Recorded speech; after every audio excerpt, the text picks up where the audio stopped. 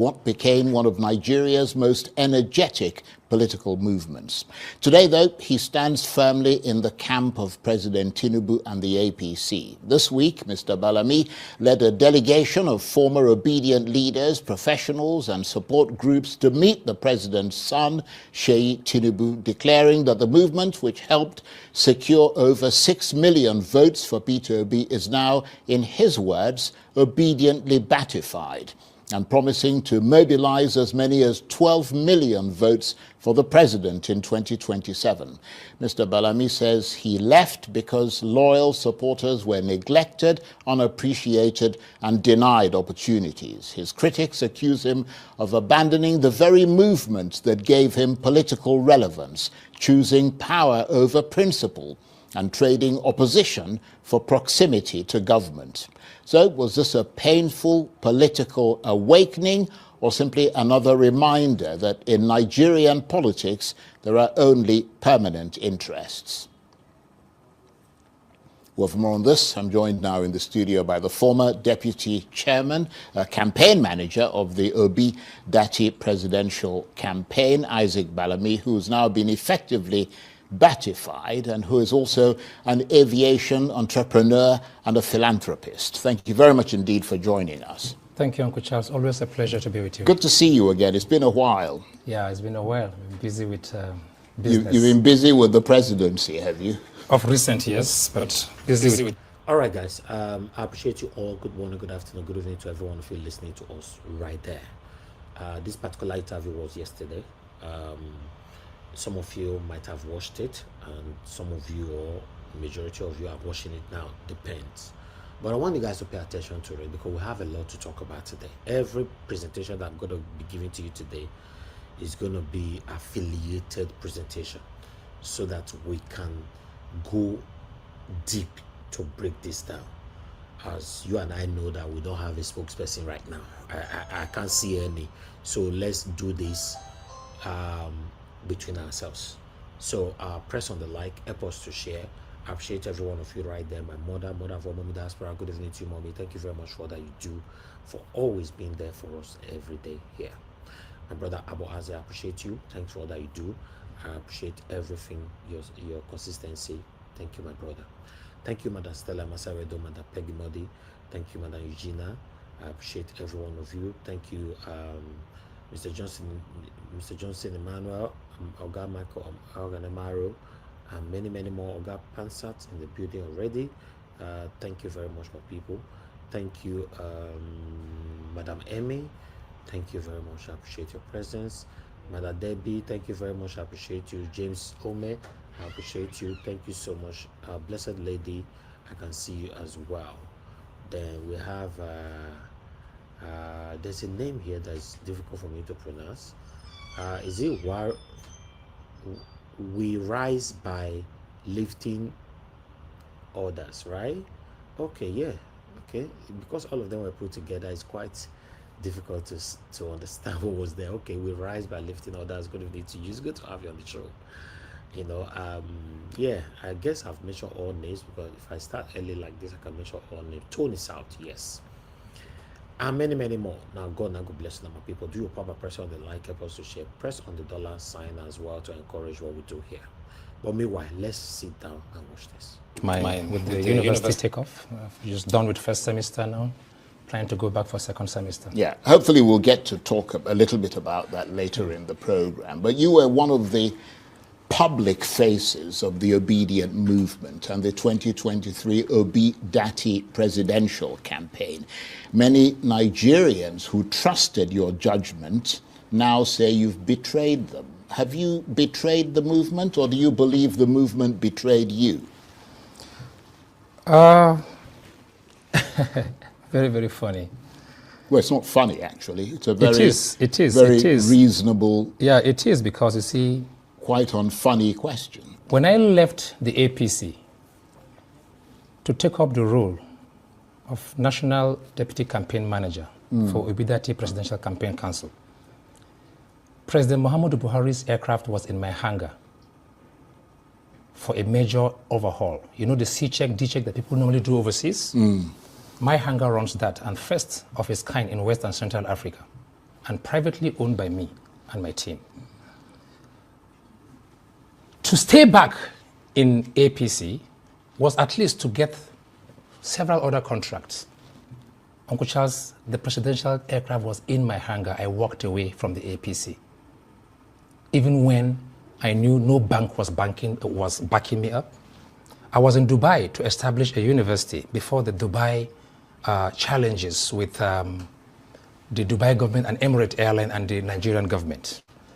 And when I got a call from the Middle Belt leaders, I didn't come to work. I was called by the leaders of the Middle Belt. Please, we know you have this business, but we want you to come and do this assignment for us. And I came. Nobody in APC insulted me. It was my choice. I choose to do that. Now, the role I played is available online. You can Google my name. You saw the passion, the commitment. Today, if I have a fallout or things are not the way I expected, and I go back to APC where I come from, the same way APC took it when I went to a Labour Party, why is the other side not taking it? It's a question I'm yet to receive answer for, because it's a choice. I think the issue here is the fact that you're going from one party to the other. It suggests somebody who doesn't have any principles, who simply goes wherever the wind takes you. I was in APC. I mean? So the issue is not how they react. The Peter Obi has changed party how many times? Atiku has changed party how many times? Yeah, but don't they have principles? No, what I'm trying to, I'm talking about you. I'm not talking about, everybody has different reasons. Exactly. We're looking at the reasons why you did the things that you did. Yeah. What I'm trying to say is that obviously it's your right to go to any party you want to. But the question is, why? Well, why you think that there is some justification or that the people who you, if you like, try to engender their trust and now, for all intents and purposes, has broken that trust, why they shouldn't react negatively to you. So I mean, you're saying that the APC couldn't care less whether you left or not. I mean, that's the APC. If other people thought of you as a principled person, nothing has changed. What I mean? If they thought of you as a principled person and you then let them down, you don't think they should be miffed that you left? I'm not going to stay here to speak against my former principal. That's not why I'm here. And I'll tell you something. I don't do politics of bitterness. You can ask anybody in the obedient movement, who is the person who made effort to reconcile all the crises going on, even during the campaign? It was Isaac Balami. I'm going somewhere, please. Yeah. Who is the person who called the top 12 support group of the Obidati Campaign Council and funded a retreat in Abuja and raised over 300,000 volunteers, agents, that the party and the campaign council didn't use? I just left because, one, there was a reason why I left the APC. Two major reasons. I'm a Christian from Borno State, and you saw the killings against Christians over the years. And then the issue of the marginalization of ethnic nationalities. So when the elders called me and I chaired Plateau State rally, flag of campaign, and I chaired Nasarawa State, I did that because I believed in what I was doing. You mean the flag of campaign for whom? For Peter Obi. Right. Okay. I was the chairman. I chaired it, including Nasarawa State, where he got his 2 highest votes. Now, the question here is, at the end of the campaign, after election, I wasn't happy, and I made it clear. And I'm not here to talk against my principle. Not just me. From Valentine Ozibo to Kenneth Okonkwo to everybody who played critical roles, including the late Dr. Doyin Okupe, we all know what happened. So why should I remain in a place where I see no future, when the person I castigated, insulted, fight, has proven me wrong? What are those issues? In the history of democracy since 1999, since we returned back to democracy, there's no president in the history of Nigeria that has supported and been fair to ethnic nationalities in Nigeria like President Bola Ahmed Tinubu. I've seen the reforms. Since the late 70s, the Bretton Woods institution has made it clear. You can see the numbers. Even in the last, since this government returned back to power, over 109 billion US dollars foreign direct investment, things are happening already. The local government autonomy, the recognition. You see, politics is all about interest. It's not about religion. When you go to your village, yes, you think the lives of the people in your village has improved? Uncle Charles, well, a straightforward question. Straightforward. Let me tell you this. Do you think their lives have improved? The challenge we have, or is there a greater burden on you as someone who is successful from that village? Is there a greater burden on you to look after them? Because the hallmark for measuring the success of a government is not numbers written on a screen or quotes from people who come there to make quotes. It's about how it touches. You see why Anchor Charles is the best journalist in Nigeria. Of course, he's supposed to be the best. You know, you have worked with Sky News, BBC, many more. So you can see a very, very professional, intellectual interview where you are speaking. The anchor will stop you right there, asking you a question of yes or no. Then you are not going to jump left or right and be trying to go roundabout from Uselu to Ogida, Oluku to Igobazuwa. No, he's asking you straight question. Are you passing this judgment based on what you are seeing on the screen or what people are writing, or in the people in your village? Have you seen the changes there? I like this man. This man deserves to be celebrated. They should have a day every month where they celebrate this man as he's still there alive. So this chance, because if you check it, all our journalists in Nigeria, 99.9% of them are useless. The only person that can call in after this man is Rufai. But sometimes Rufai is here, is there. Is here, is there. Oh, Tinubu, I give you the best credit today. I give him the best. So sometimes I don't get it. It was not like that before, though. But now I don't understand what is going on. But when it comes to Charles, it's very, very straightforward, very, very professional. You can see the practices of in-depth professionalism whenever he's interviewing you. Let's take it from here again. Or is there a greater... Back to power, over 109 billion US dollars foreign direct investment. Things are happening already. The local government autonomy, the recognition. You see, politics is all about interest. It's not about religion. When you go to your village, yes, you think the lives of the people in your village has improved? Uncle Charles, well, a straightforward question. Straightforward. Let me tell you this. Do you think their lives have improved? The challenge we have, or is there a greater burden on you as someone who is successful from that village?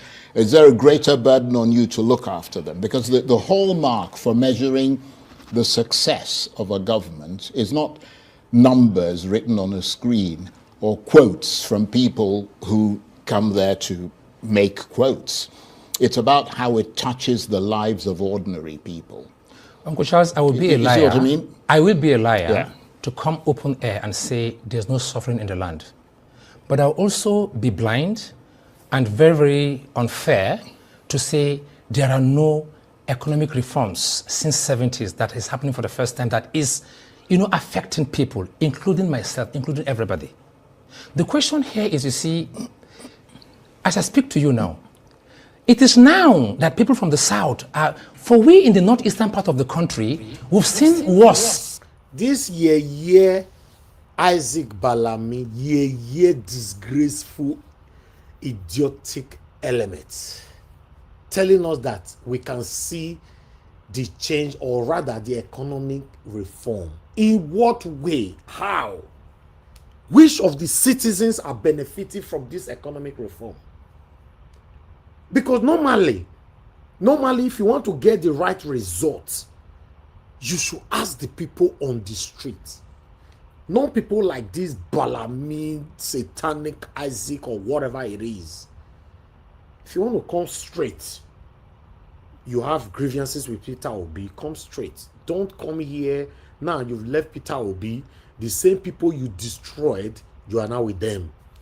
Now you are finding a way, excuses, satanic excuses, to deceive your gullible listeners, because they are here. The satanic listeners are here. They are listening right now. To deceive them that yes, Tinubu, like Mr. Johnson Emmanuel said, that Tinubu is the best thing that have ever happened to Nigeria since the history of Nigeria. Let's continue, my people. We've seen worse. And what is happening now is not new to us, because we've seen worse things during when the Boko Haram was at its peak. Today, as I speak to you now, all my people call me to ask for is fertilizer. They are going back to their farms. Uncle Charles, there was a time when for 3, 4, 5 years, nobody could go to his farm. I'm not saying security is perfect now. I'm not here to say that President Bola Ahmed Tinubu is 10 over 10. Neither am I here to insult people that I've worked with in the past. I'm just here to say that we can see the fairness. You see, politics is all about interest, Uncle Charles. I know somebody who told me, he said, Balami, I know that it will be difficult for Obi to become president, but Obi has given the Igbos a voice. Obi has given the Igbos a recognition. For once now, an Igbo man can come and get 6 million votes. And he's happy about that, whether Obi wins or not. People have different reasons for supporting people. For me, I am not just from the Northeast. At least I'm the Ochurozo one of Ibagwa, Nike in Enugu. I have supported the Igbos. Evidence are there. The Unzuku Umuna have recognized me, Ohanese. I've done a lot, handshake across the Niger. The Middle Belt have done so much with the Igbos. So I have nothing against anybody. What I'm saying here is that there are times when the same way people protect their own interests, I'm asking myself, for the first time, that an ethnic nationality can be recognized. I can count over 40 appointments. I didn't benefit. Since I came back to APC 3 years ago, I've not gotten any appointment or any contract. But I can see it is left for the Middle Belters to take advantage of it. However, for me, all I'm just here to say is that politics of bitterness is not what we need. And as to whether I can deliver based on your introduction, let time speak for itself. Right. Because okay, let me come in here. Let's return to the issue of your movement away from the people who you supported in 2023, and now to the camp of the very party that you spent months telling Nigerians had failed the country. People wonder why you had to cross over, because the issue here is also not just about, which party you go to or whatever. It's also about ideology. Is there a sense at all of any ideology in the things that you did? Because one of the things they wonder is, why go to the party that you spent months telling Nigerians had failed? You could have gone to another opposition party if you were so angry about what Peter Obi or the Labour Party or whoever did. I mean, why does it have to be the same party that you yourself had spent a very long time running down? You sat where you're sitting now, and you said exactly the most, I could go and dig out the tapes, the most, virulent things anybody could imagine about the APC. Uncle Charles, you know me very, very well. I've been on your platform severally. Yes. I don't do politics of bitterness or insult. And I'll answer your question straight ahead. I went against the APC. I left APC for Labour Party because of those two reasons. I did a world press conference, and I asked all my supporters and followers that this is the reason why we are leaving. And I'm here to tell you that the reasons why I left the APC is not there as it used to. Is it 10 over 10, 100%? No. But I'm telling you that I come from a region that we are not recognized. We are not, during election, it is one Arewa, one North. And then after election, certain people in the establishment takes the whole national cake. And for the first time, the voice of a minority in the 19 northern states is being listened to. For the first time, I'm seeing that I have my family and friends that are currently being employed as forest guard in my village, and we know what we need to do to safeguard our village. For the first time, I've seen the local government autonomy almost being implemented and about to start. No president has had the guts, the boldness to do what President Bola Ahmed Tinubu has done. Now, what is wrong if you are angry with somebody for a particular reason and the person has proven you wrong? What is wrong in humbling yourself and saying, oh, you are right, now we can work together? There's nothing wrong in that. And that is why, you see, it surprises me, you know, when people, if I had come back to APC because of my personal gains, Uncle Charles, you know, I run a hangar in London. If I choose not to work again, God has already blessed me. Yeah, let me ask you this. You claim that one of the reasons you gave for leaving the APC, then. Well, not the APC, I'm talking about the Obi, yes. Dachi sort of campaign thing. You claim that loyal campaigners were, like yourself, were abandoned after 2023. Were those grievances that you held about ideology and leadership, or simply about people not getting appointments and political rewards? Because I seem to remember you talking about that remunerations and things. No. That was part of what virtually everybody who left talked about. But I've said one thing that maybe people are not listening. I have made up my mind not to belong to any movement that cannot stand their ground and do what is right and win elections. Nigerians came out in millions to support the Obedient Movement and Labour Party. We dashed their hopes. We failed them. We couldn't defend the vote. Common agent we couldn't raise. We couldn't pay the agent, even though the monies were raised. Because you have sat here and said that you believe that Peter Obi won the election in 2023. That is a past tense. No, it's not past tense. I'm asking. I said I believe because yes, I said I believe, but we couldn't prove it. We couldn't prove it. Yeah, but you said you believed that. So Uncle that Charles, meant what do you expect? What do you expect for somebody who was a deputy campaign manager of a party that gave out? I gave my all. So basically, you lied then if you said that Peter Obi won, and now you're saying that he did. You don't believe he won. I'm trying to understand. No, what you're you see, saying. these are two separate things. Whether he win or I am telling you here that we went to court and we had no from EC agents because we had no agents. Yeah, but there's a place I'm going to. And I put my resources. There's a place I'm going to. You have to listen to this, please. I put my resources, call the top 12 campaign support organizations, raise almost 300,000 support groups, put my resources, organize a training for the agents, and the party and the campaign council showed no interest. Then election came, there was no agent to give up from EC8As. Then you're telling me now that I should stick to that platform that doesn't believe in structure or doesn't believe in logical way of doing things. I'm not telling you what to do. Exactly. I mean, it's not my place so these to are tell part of you the what major to do. reasons why you've made your decisions. Yeah. Where I'm going with this is simple. You said after the elections, you sat where you're sitting and you said that you believe that Peter Obi won the 2023 and then we went to court. Presidential, let me just make the point, 2023 presidential election. And the upshot of what you were saying is that he was essentially turfed out of that victory, conned out of that victory. And as the upshot of what you were saying is that the person who is in power at the moment was the architect of that turfing out of Peter Obi. Whatever happened to that thing that you spoke so that you spoke about as a principled position that you had taken? That has now disappeared. No, and principle has nothing to do with who won and who did not win. The court. So this is a pragmatic decision on your part. No. You see, the court proved that. We, after the election, surprisingly, I was the only person who bought 2 cows and went to Unity Fountain here and mobilized 1,000 people. The same leadership of the Obedient Movement say we shouldn't protest. What did you do with the cows? Because we had to feed people to protest. Okay, right. Yeah. I brought in sound and stage. Makes me hungry to think about the cows. Immediately. So if there was anybody who was even challenging, he said, no, don't protest, we'll go to court. And I obediently followed him.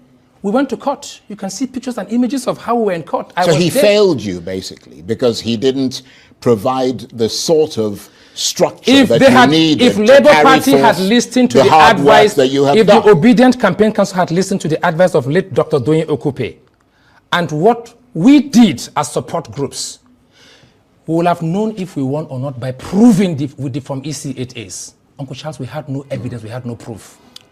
And 1 year after that whole election, no evidence of putting that structure in place. I don't want to go into discussion about what the Obedient is doing and the crisis in the Obedient. Everybody have their own challenges in life, and including in our families. I'm just here to tell you that I have seen the light and I'm following the light. I like that. What I'm telling you here is that I am an advocacy for equity.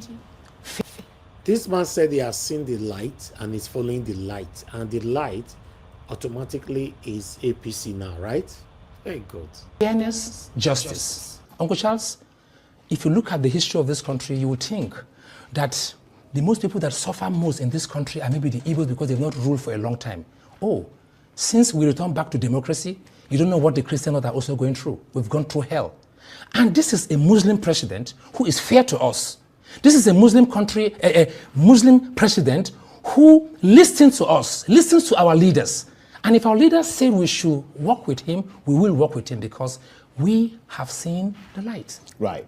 Now, looking at your reasons for leaving the Obi camp, I mean, just listening to you now and listening to you previously, because, I mean, this is not the first time you've come to say that you've actually moved on.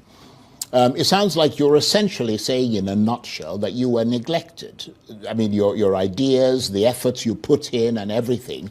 But of course, many Nigerians watching tonight also feel neglected. I mean, you talked about your people. You talked about people from the southeast. There are people from across Nigeria. There are people in the southwest even. There are people in the south who feel neglected. But why should your own personal disappointment become a reason for them to change their political convictions? Because you're saying that you're not only going to deliver what you delivered in 2020, or what you contributed in delivering, you intend to double it. I mean, that's big talk, isn't it? Why is it big talk? Well, if you work with a structure that is not solidified, and you can get this number of votes, if you work in a space where there's a proper structure and people believe in each other's ideas. In other words, they're going to give you money to do the things that you expect to do. If money is everything, trust me, Obi wouldn't have gotten what he has gotten. No, but I'm trying to understand what you mean by the structure. How you going? Because one of the things you talked about when the 300,000 was that they did not. Hold on a second. Yeah? You said they didn't provide you with agents. They did. In other words, the money was not there. We raised it. No, there was money for that. There was money for that. We raised the money for that. Well, you family and friends raised the money for that. You could have done it. I mean, you were the deputy campaign manager. And that is why, if you go to Borno State, sir, as tough as Borno State is, go and check Bolori Ward 1, Ward 2, Wulari, where I was raised. Will be one of those places, as tough as Maiduguri is. I delivered, even when some people couldn't deliver their polling unit. I delivered wards for Peter Obi. The videos are there, the evidences are there. What I'm trying to say here is that, gone are those days where I will put my energy, my time, my resources into a platform or a structure. So you want payback, basically? Not payback. What about talking about payback, Uncle Charles? You know what I did. You know my personal story in the struggle of Peter Obi and Dati.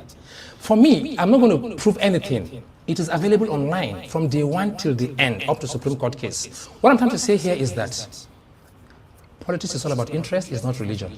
Right. Is there a danger of overestimating your influence? Because the obedient movement has always insisted it belongs to no individual.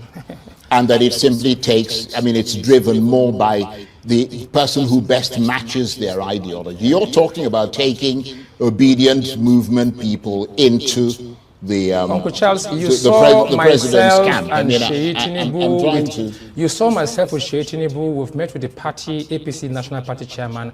I'm talking about over 100 top support groups verifiable. I'm not talking about town criers, people that had structures and worked with me directly. We were in the field when people were on Twitter, on Instagram. I was in the field, I was in the trenches. I went to places that nobody went to for Peter Obi, and I will do more for Asiwaju. Do you know? Because that is what we have decided to do. Can you give us an idea of how many votes you delivered in 2023, you personally? I will never come. I'm a team player. Even ask anybody. And that is why when the campaign ended and Peter Obi lost, I will say it openly. I was the only person out of 9 people that worked in my office as a national deputy campaign manager. I gave 7 of them jobs. Hold on, I'm going somewhere. I believe in team. I believe in familyship.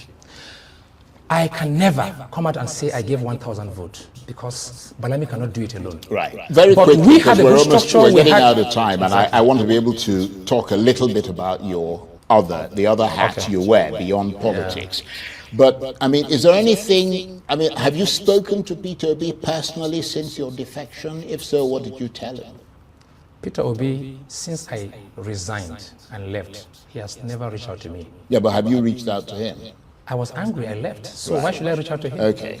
I left. I wasn't fired, I left. So, and as far as I'm actually concerned, he knows that when I left, I left. One sentence, He knows. Mr. Balami. Yeah. What would you say tonight to the young, obedient volunteer that you inspired, who skipped lectures, spent personal savings campaigning beside you in 2023, and now believes that you walked away from the cause that you inspired him or her for, and that both of you fought for? What would you say to them? Yes. For me, what I would say to them is that they know why I left the APC to support Obi and Dati. They know why I am back to APC. I've said it not once, not twice. You see, the transformation, the reforms that we're talking about today in Nigeria, I am an example. That today, a 41, or turned 42, August 25th this year, that today, somebody who is a son of a nobody in terms of class in the society, a son of a teacher, son of a nurse, can own an aeronautical university. By the way, the university was ready for licensing before Asiwaju became the president. And we got it licensed. That the kind of reform that is actually happening across board, there are young people doing great things. Look at what the president has actually achieved. In terms of the local government autonomy today, NEL Fund, is it the reforms in health, in the security agencies? I mean, let every young person who want to listen to me, just enter ChatGPT. Just ask, what are the top 20, 30 achievements of President Bola Ahmed Tinubu in this administration? I don't have to read it out. It's available online. Okay. So don't follow me because of what I'm saying. By the way, trust me, I have connection with my followers and people that I work with. I'm not a hypocrite. I'm an open person. And anybody who has ever worked with me, mention one. Let him tell you if he or she has any issue in the way and manner we work as a team. So the obedient that have come with me, some are even in PDP. They've also joined. Some are in different parties. They've also joined. Right. They know that I will not mislead them. And I'm telling you that by the time President Bola Ahmed Tinubu is done, God's willing in 2031, this country will be in the hands of young people that will lead the next generation. At least some of those old people must have been retired by then. And for now, I want to encourage every young person out there, look at the number of appointments by young people. And that is why when people try to attack Sheikh Tinubu, I say, well, if you come close to him, you will love him. But from a distance, people just hate him for no reason. And I can understand why. The point is that look at the number from the Minister of Youth to DGs, to MDs, to ES of agencies and parastatals in the history of Nigeria. There's no time where young people were recognized and put in government to help lead this country. Isaac, you've made that point, and I want to thank you very much indeed for coming in. Isaac Balami was the former deputy campaign manager of the Obi Dati presidential campaign. Okay, guys, do you want to hear few minutes from this guy in the past? Just say yes or no so we can move on, because I have lots of videos to present today. Just quickly say yes or no so we can move on. Should we just move on and forget about him? You know, I need to hear that. I need to hear that quickly. Do you want to hear? Let me take a break while you comment. Ayé Tinubu la wà yìí, bàbá lákò ẹbí. Ayé Tinubu la wà yìí, bàbá lákò ẹbí. Ẹbí gba mẹ̀kún nínú ìgboro, ẹ tún pa wá. Òrìṣà bó lè gbè ní ó bá ṣe bí mo ṣe bá mi. Ẹ fẹ́ fi pa wá, ẹ tún pa wá dànù. òṣìṣàbọ̀ lè bèbí ṣé bí mo ṣe bá mi. àmánéjì nínú ẹbí Boko Haram tún pa wá àwọn bandit àwọn lákàrà wá. Okay, some of you said yes. Okay, I want you to listen to this quickly. To you, but how would you react to, what you're hearing from the APC, the PDP? They're saying, look, this endorsement, for all it's worth, really nothing. You see, first of all, Madam Ngozi, the truth of the matter is that today in Nigeria or in Africa, not just in the southwest or in the entire southern part of Nigeria, across the entire nation, if you want to talk about one of the most experienced politicians and leader who has seen it all, who was involved in the Biafra War, who has also had the privilege to lead during the military era, who has also had the privilege to be a democratically elected president for 8 years, I think it's Obasanjo. If he is not relevant, just like my brother from APC just before now said that Tinubu went to Obasanjo's house because Obasanjo is relevant in our current political dispensation, and that is nothing but the truth.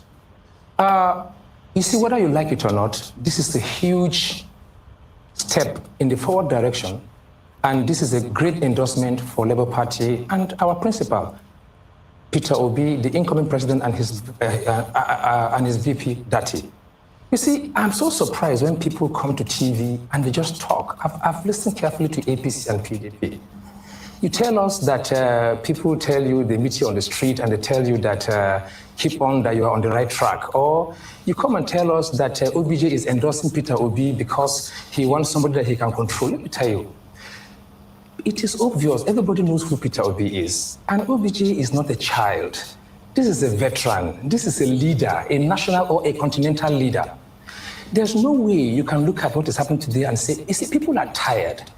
And if APC and PDP will not get it, if they will not get it on time, and begin to discuss with Labour Party and negotiate their way for the next 8 years, I don't really see them, being part of anything meaningful. Nigeria has been in bondage for a long time. And the only person who has a proven track record to put the country back to where it should be, despite the damages, the bruises, the injuries, is only Peter Obi. When you look at these other 2 or 3 options, you can't compare. Not just because he is strong, he is healthier than them in terms of, age or whatever. No, the track record speaks for itself. You're talking about somebody who has served for 8 years as a governor. He's not collecting gratuity from the state. He didn't take any allowance. Somebody who, even when he was in the private sector, go to Fidelity Bank, they weren't paying his bills. This is somebody who just wants to serve. He's not into money. He just wants to serve.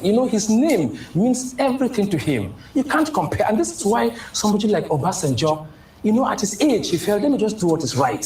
And let me tell you this, OBJ is not alone. You know that he's a mover, he's a veteran. So when he comes to say these things, he has consulted widely. So whether people like it or not, Labour Party have come to stay. Peter Obi and Dati have come to stay. And that is just the truth. All right, Mr. Balami, there are those who also criticize Mr. Peter Obi that as governor, Anambra didn't move from consumption to production state. And they criticize him to say, Nigeria is very different from Anambra state. But let me ask you, when former President Obasanjo says your candidate has people who will pull his ears or who can pull his ear if and when necessary, a lot of people have interpreted that, especially the APC spokesperson who was here a moment ago, they've interpreted it to mean that your candidate is a stooge in the waiting for former President Olusegun Obasanjo should he become the president. How do you respond to that? You see, that is not true, and you know that. When they say somebody can pull your ears, it means you are somebody who have a listening ears. It means you are somebody who reason, who can be engaged in a constructive discussion. We've seen leaders where you can't even engage them. You've seen people even avoiding, engagement with the media because they can't even face it. They don't have the mental capacity to discuss, to rub minds with Nigerians. And you see, when you see a true leader, show me a leader who nobody can talk to. That is a dictator.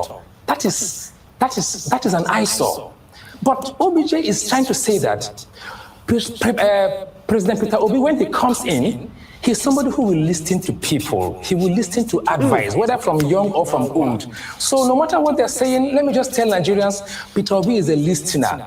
Look at me. I'm not yet up to 40 years old. I'm in the top management team of his campaign council, and he listens to me. I'm from Borno State. Before now, I never had a handshake with him. So you see, this is the kind of person we need to run this country, you know, to administer proper leadership. So all what they're saying is all false. And you know, these guys are desperate, and they will say anything. And that is why, you know, they come on air and say all sorts of things. That is such a pity, you know, because it's only somebody, you know, I mean, I have engaged with a lot of people in APC and PDP, and I asked them one question.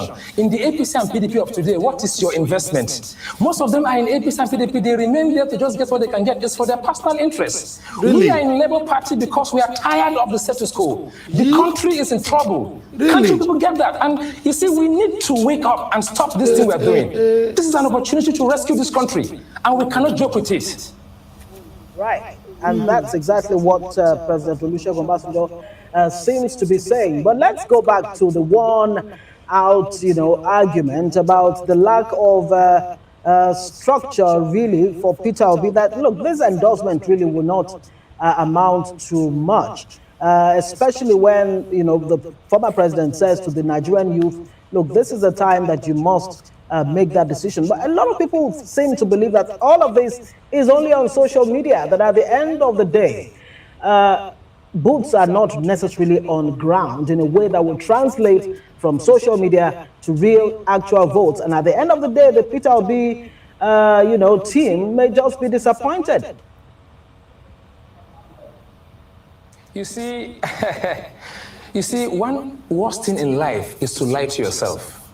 The worst thing in this life is to sit down and lie to yourself. Self-deceit. Anybody who says that Labour Party has no boot on ground initially decided by saying we are only 4 in a room tweeting. Then they saw us in our numbers. Some said it's not up to 1 million. It doesn't matter. You saw a multitude of crowd in their numbers without being induced with money, you know, taking their hard-earned money to work for Labour Party and our candidate Peter Obi and Dati.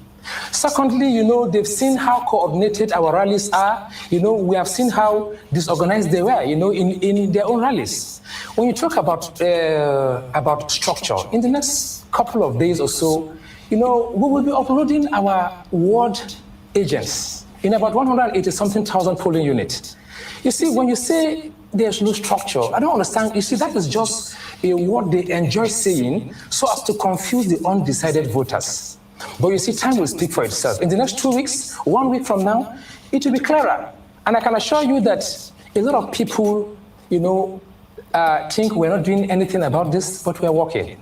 And it's not time to make noise. We're working. While our principal is going around the country doing the rallies, we are on ground and we're working. And I can assure you that the evidence will be visible, you know, and very, very clear to everybody very, very soon. And everybody seems to be laying claims to the large crowd turnout at their campaign rallies. We keep our fingers crossed. We can only wish you the best. Oh, God. Una hear am, right? Hey, God. Just saying, because I just wanted to play that. At least the gullible listeners will understand where we are coming from. So I wanted to recapitulate on that particular video. There are many more. Not only that, there are many more. But I don't have the time. Maybe once in a while, because campaign is starting very soon. Yes, we'll be bringing them to tally them up. You know, to be honest, one thing we now go know, make una try and encourage us for this platform, because we'll do a lot of job. Let's be honest. We want to try and encourage us. Because at the moment now, like I said, maybe the people that will be speaking for us, all of them will come out once the campaign starts. But at the moment, me and my panelists, we are doing a lot. Yes, nobody can take that away from us. I and my panelists, we are doing extremely a lot. You see all this debunking, break it down. So if I tell you, if you all look at that, say a normal video I play, if I tell you the mindset that I just changed, I repositioned right now, you're not going to believe your eye. Yes, we need to be encouraged.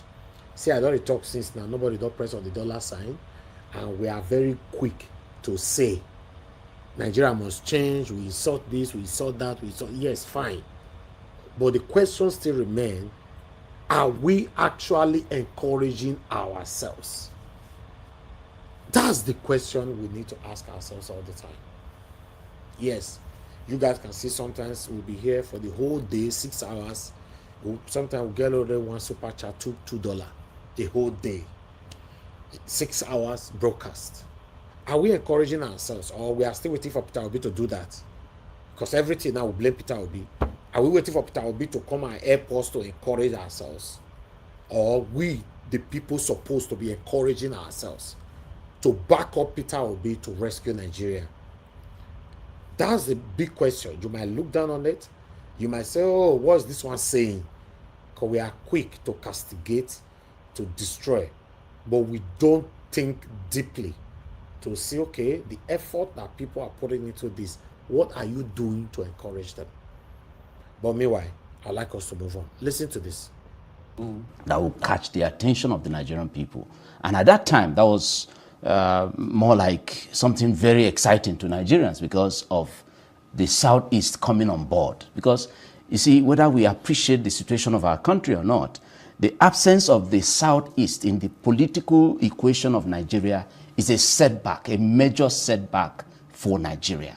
Any day we fix it, then we will now commence the journey to nationhood. Until we do that, the likes of my friend Isaac Balami, his constituency and all of that, who are in the minority in the north, may not get the kind of support that he said he's getting under a Muslim ticket. Until this minority amongst the majority who is being subjugated, the Igbo now, who is being subjugated, is given liberty in Nigeria.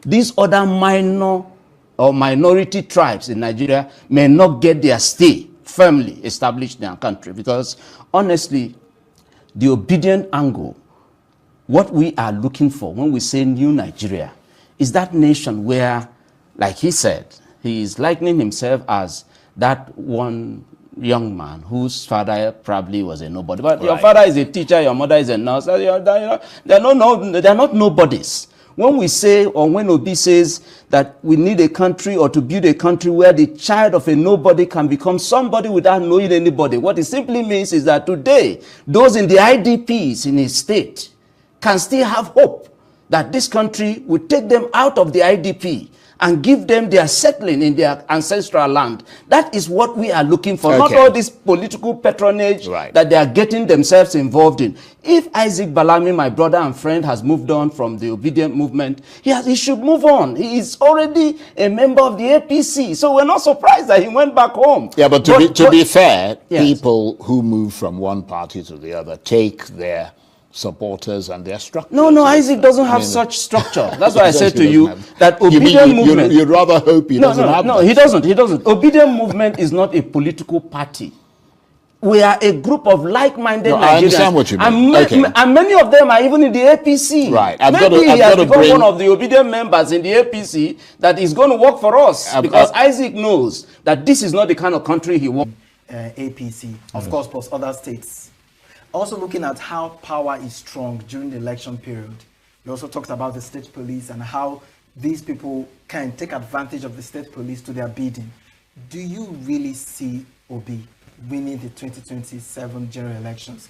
Looking at the voter apathy that the 2023 elections must have cost on many Nigerians that believed in the system and got disappointed.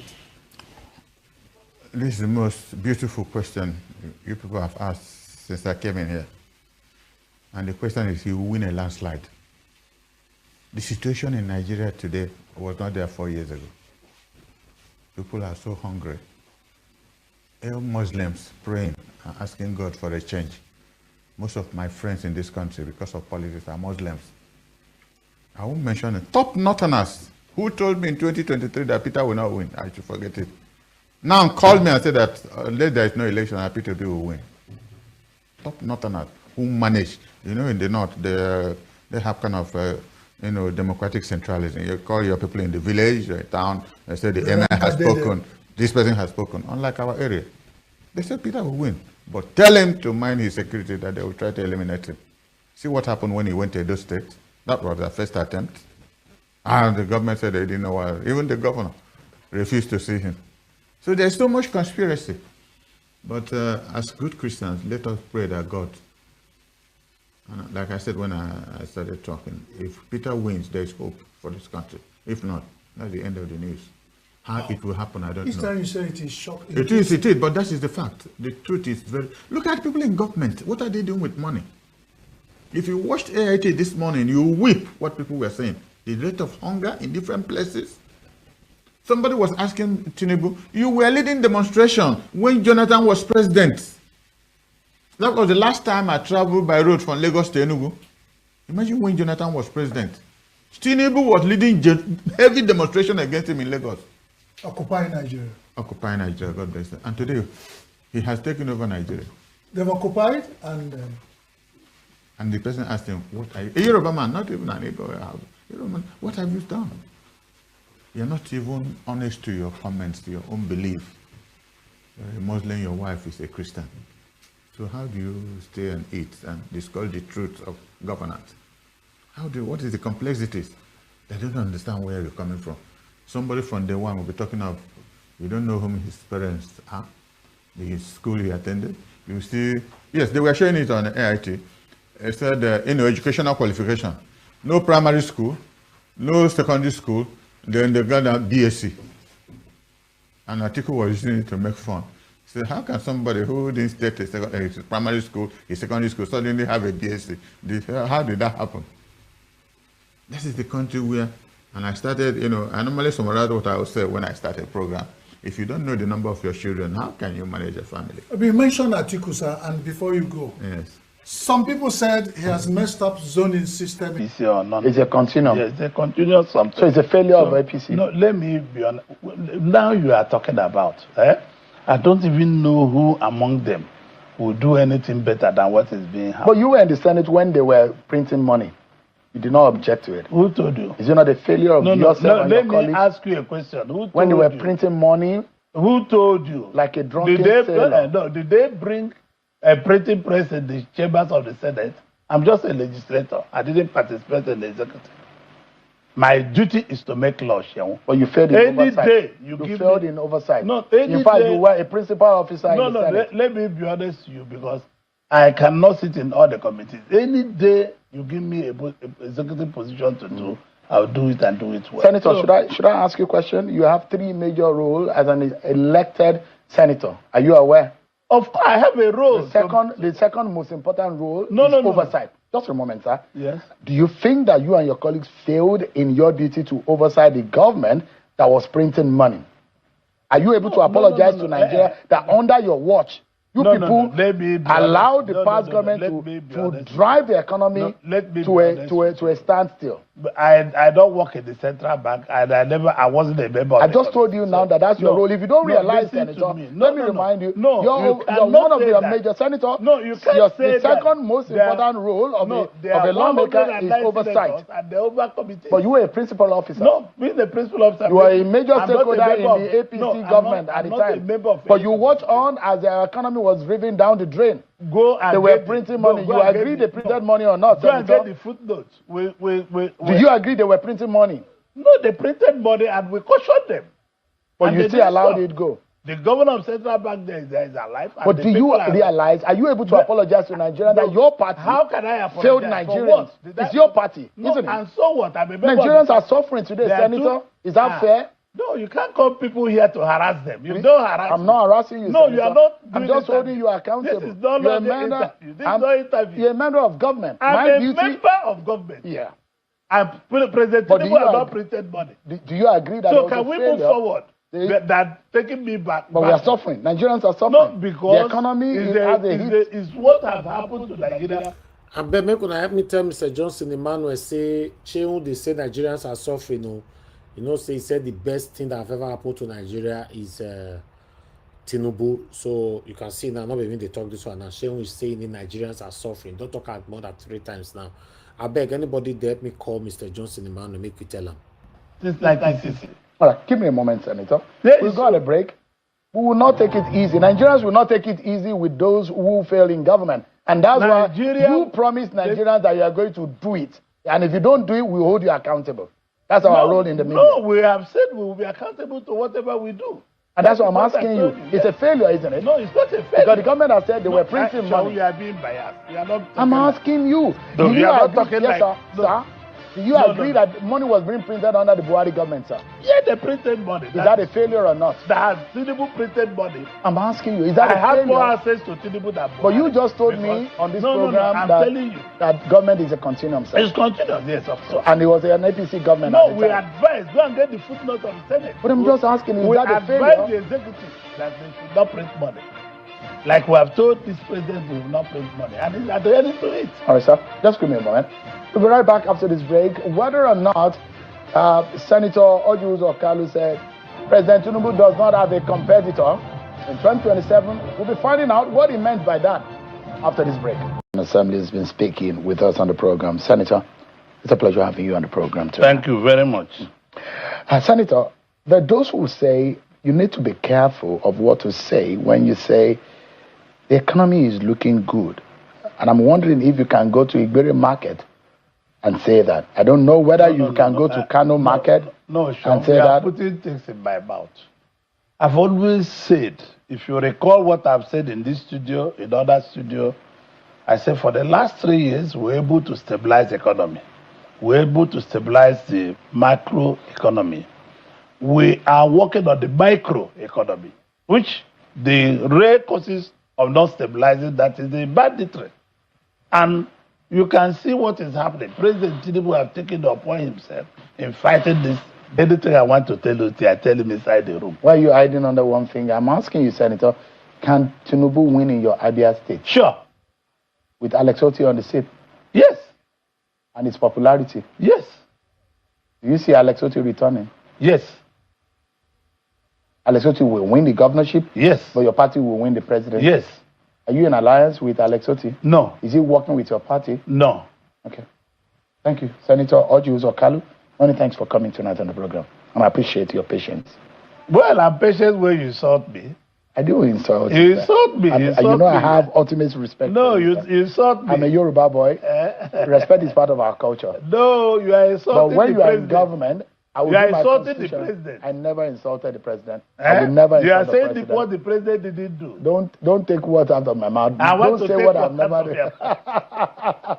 Senator, thank you so much. Thank you so much.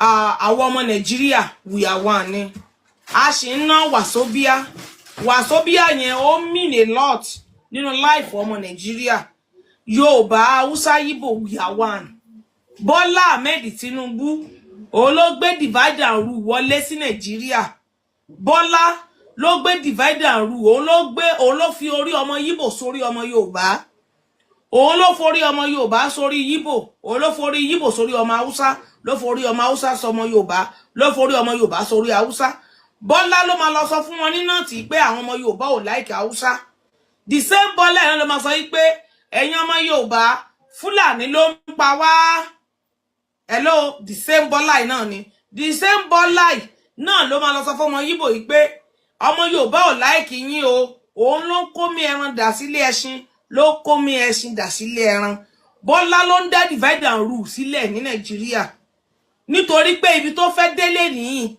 president tó fẹ́ wà yìí torí pé ó fẹ́ débẹ̀ òun náà ló fi ń hùwà burúkú yìí láti ó ti pẹ́ o no be today o tó ti ń hùwà burúkú yìí ní Nàìjíríà kìí ṣe ìmọ̀ràn 20 years ni láti ìgbà tó ti rú mọ́ àwọn Abacha tó ti rú mọ́ àwọn Abíọ́lá tó ti tẹ̀yìn gbèrú wọn àti ìgbà ẹni Bọ́lá ti ń hùwà burúkú ìbọ̀ kò í ṣe lénìí ló ti ń wo ìwà burúkú yẹn ti wà lọ́kàn láti ìgbà tí ìyá ẹ̀ ti bí sáyé àjogúnbá ni gẹ́gẹ́ bí Jábẹ́sì ọmọ ìbànújẹ́ wọ́n máa ń bímọ wọn ní ọmọ ìbànújẹ́ ló jẹ́ fún wa ní Nàìjíríà kí ni wọ́n fẹ́ fàyọ nínú ọ̀rọ̀ yìí afẹ́fẹ́ ti wá fi àti rí fùrọ̀ adìyẹ ìwọ ọmọ Yíbò tó bá ń bọ́ ọmọ Yorùbá jà èmi máa fi àsìkò ìrọ̀ ẹ́ kó o fọwọ́wọ́ ní kó fi yèdè nù ó Bọ́lá òun ló dájà sí wa láàrin ìwọ ọmọ Yorùbá tó bá sọ wípé Yíbò lọ́tá ẹ irọ́ ló pa o Yíbò kì í ṣọ̀tá ẹ o Bọ́lá ló dá divide and rule sílẹ̀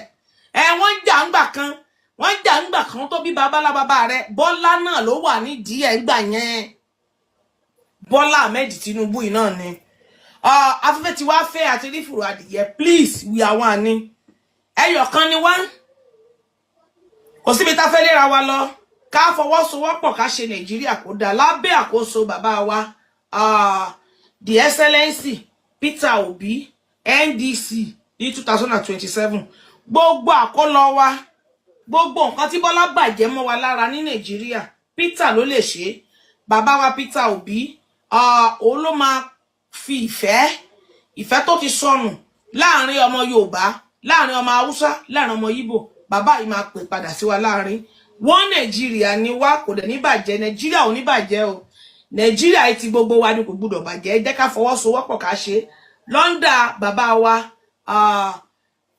Peter Obi ẹ lọ tẹ̀ka ìwọ tó bá ní voter card tó bá ń gbọ́ ohun tí mò ń sọ yìí NDC ló lè ṣe ọwọ́ méjì fẹ́yàn kan ni Obi kankaso NDC ìka méjì fẹ́yàn kan Obi ni 2027 for Peter Obi kò sí Obi kò sí bò ó gbá kò sí Obi kò sí bò ní 2027 NDC ló lè ṣe Peter ló lè ṣe ọwọ́ méjì fẹ́yàn kan please and please ẹ gbàgbé ọ̀rọ̀ àná ká gbàgbé ọ̀rọ̀ wọn nígbẹ̀yàn bá gbàgbé ọ̀rọ̀ àná kò ní rẹ́ni bá ṣeré kò ní rẹ́ni bá rìn Bọ́lá Ahmed Tinubu nítorí ibi tó fẹ́ dé kò dẹ̀ rí ṣe òun náà ló jẹ́ kí Bọ́lá kọjá lórí àpáta Nàìjíríà tí ò nípa rere nínú ayé òun ló jẹ́ kí Bọ́lá ṣe pírẹsidẹ́ǹtì bí ẹni ṣopó ní Nàìjíríà bẹ́ẹ̀ ní ṣọ̀fọ̀ ní Nàìjíríà fi wà nínú ọ̀fọ̀ ní Nàìjíríà fi wà nínú ìpayín kékeré. Doing it so that he can capture Lagos.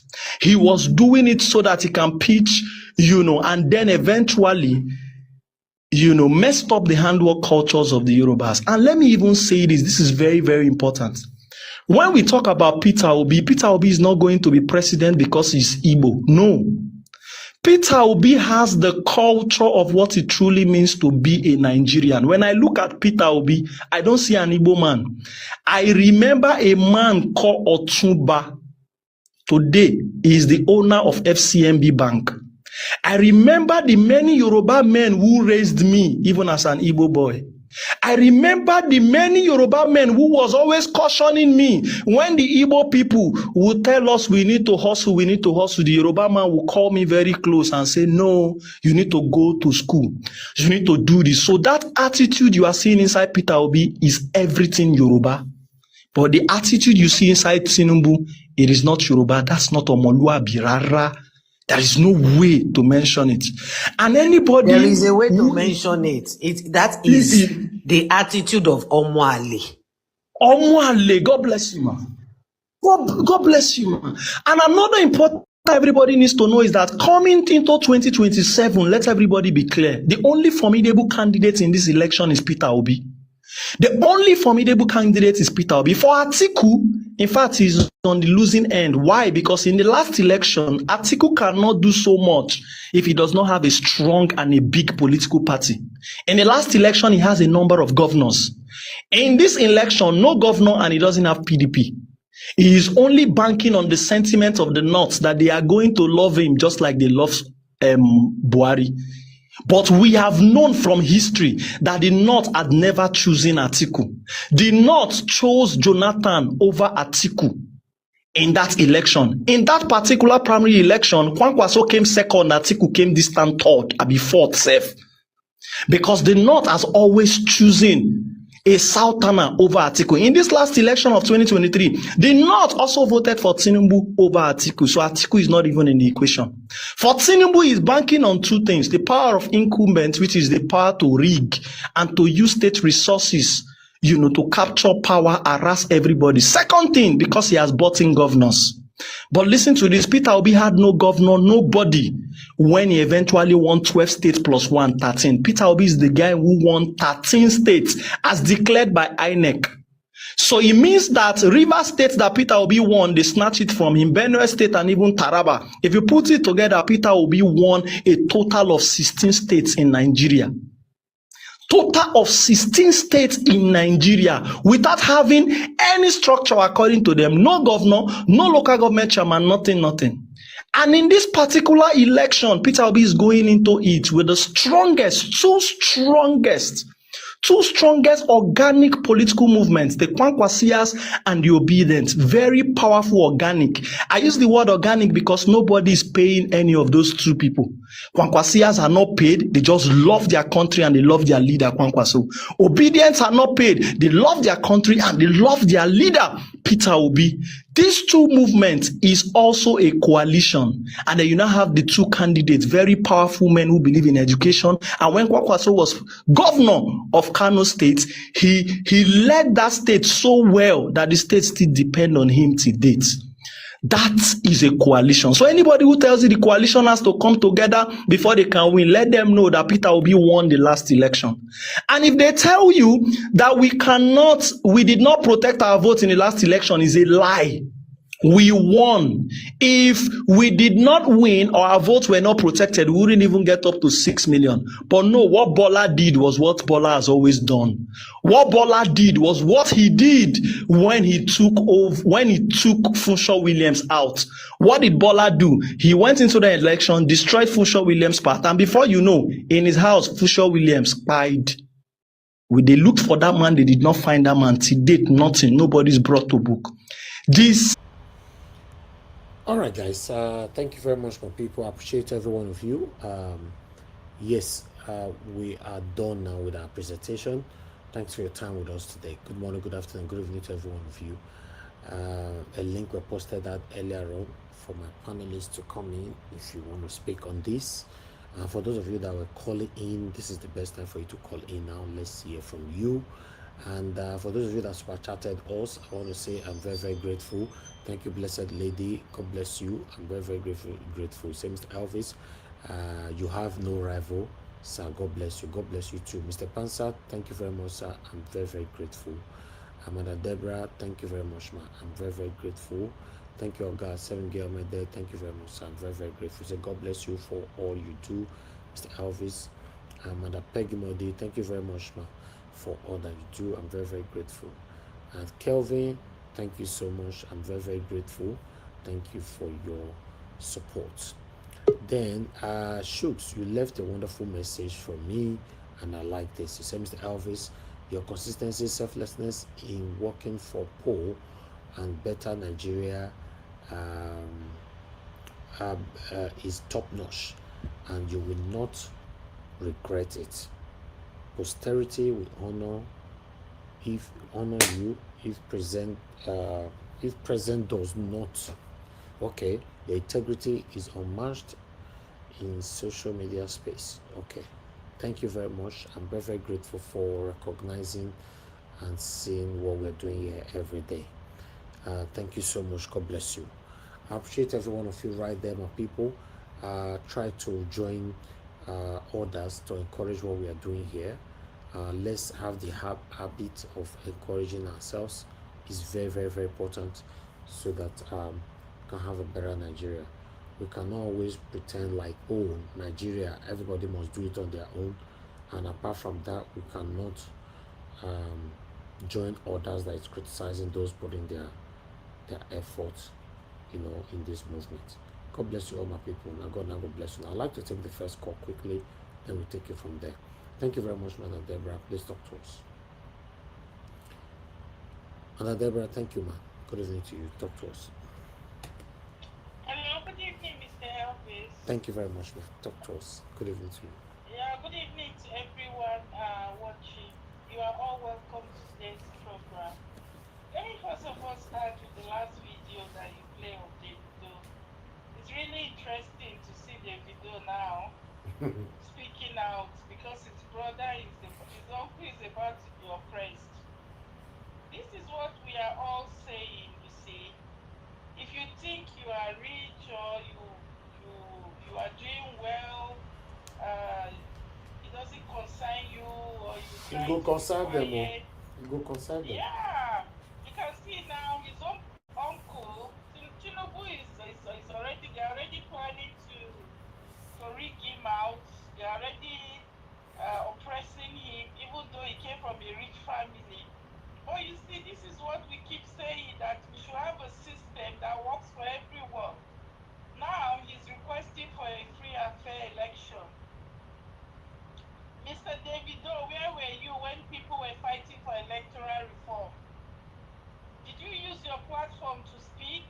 No. When people were fighting for electoral reform so that we can have a free and fair election, did Davido add his voice? The answer is no. But today now, because it's affecting his own uncle, because now it's going to affect his family, he's speaking out. So this is what we see in Nigeria. Everybody, people like Mr. Johnson Emmanuel and all of those satanic ones that are supporting evil, you will see now when Nigeria will happen to, God forbid, Nigeria happen to them, that's when you will see them coming out to talk. Who would think that Davido will come out now and be demanding for free and fair election? Whoever expect that? But this same man was quiet when they were rigging, when they rigged Peter Obi, when Tinubu rigged Peter Obi out in 2023. Did any of them speak? The answer is no. When they were requesting for free and fair election, did they use their platform to request for it? The answer is no. Because they somehow think it will favor them. That's why they kept quiet. But how is it today now? I think the one rig your uncle come out now. He has to come out now and is requesting for free and fair election. Who is going to give you the free and fair election that you are requesting for? Is it Tinubu? You see, it's so shameful. This is what we say all the time. If you are listening today and you are thinking because it's favoring you, you are not speaking, or you are indirectly supporting the wrong thing, when it will happen to you, don't expect sympathy from anybody. Who would have believed that Davido will come out today now requesting for free and fair election because his uncle is affected? But he was quiet when they were rigging other people out. He was quiet when it was affecting others. He was quiet when people were requesting for free and fair for electoral reform. He was quiet. The same thing, El-Rufai's wife was quiet when El-Rufai was perpetuating his evil in southern Kaduna. She was quiet. But today, is she not the one coming out to say Mala requires justice? But where was she when her Mala was oppressing others and perpetuating the same evil? What goes around always comes around though. It does.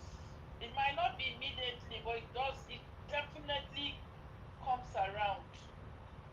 Today, is El-Rufai not cooling off somewhere? The same evil he did, it has come back to him now. The wife that kept quiet in her house when El-Rufai was committing his havoc, because it didn't affect her, she kept quiet. Is she not speaking today now? She is. Who would have believed that Davido will come out now and be demanding for free and fair election? But he is requesting for free and fair election. But he was quiet when people were requesting for electoral reform. It will affect everybody. It will affect everybody. Just like Mr. Elvis always said, that the evil you support,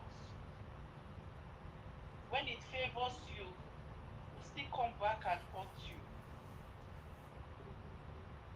It's just a shame. And for all of those people that beginning to that supported Peter Obi last time, and they are all like that man that came out and is already wanting to switch over to APC, the one Charles was interviewing. You can see obviously he's going to where he feels is going to favor him. That's just what I got from what he's saying. He's not concerned about his people. He's not interested. I think he's just okay. I supported Labour Party last time. It didn't favor me. Now I'm going to do what is going to favor me. And I want to agree with Mr. Elvis with what you said. I think it's high time that we should do more to appreciate the people that are putting in the hard work. Let's not just feel that, okay, all people are betrayals. Oh, it's not everybody that can make sacrifice without getting something in return. Sometimes people put in so much, they still have their own life, they still have their own personal, how will I even put it?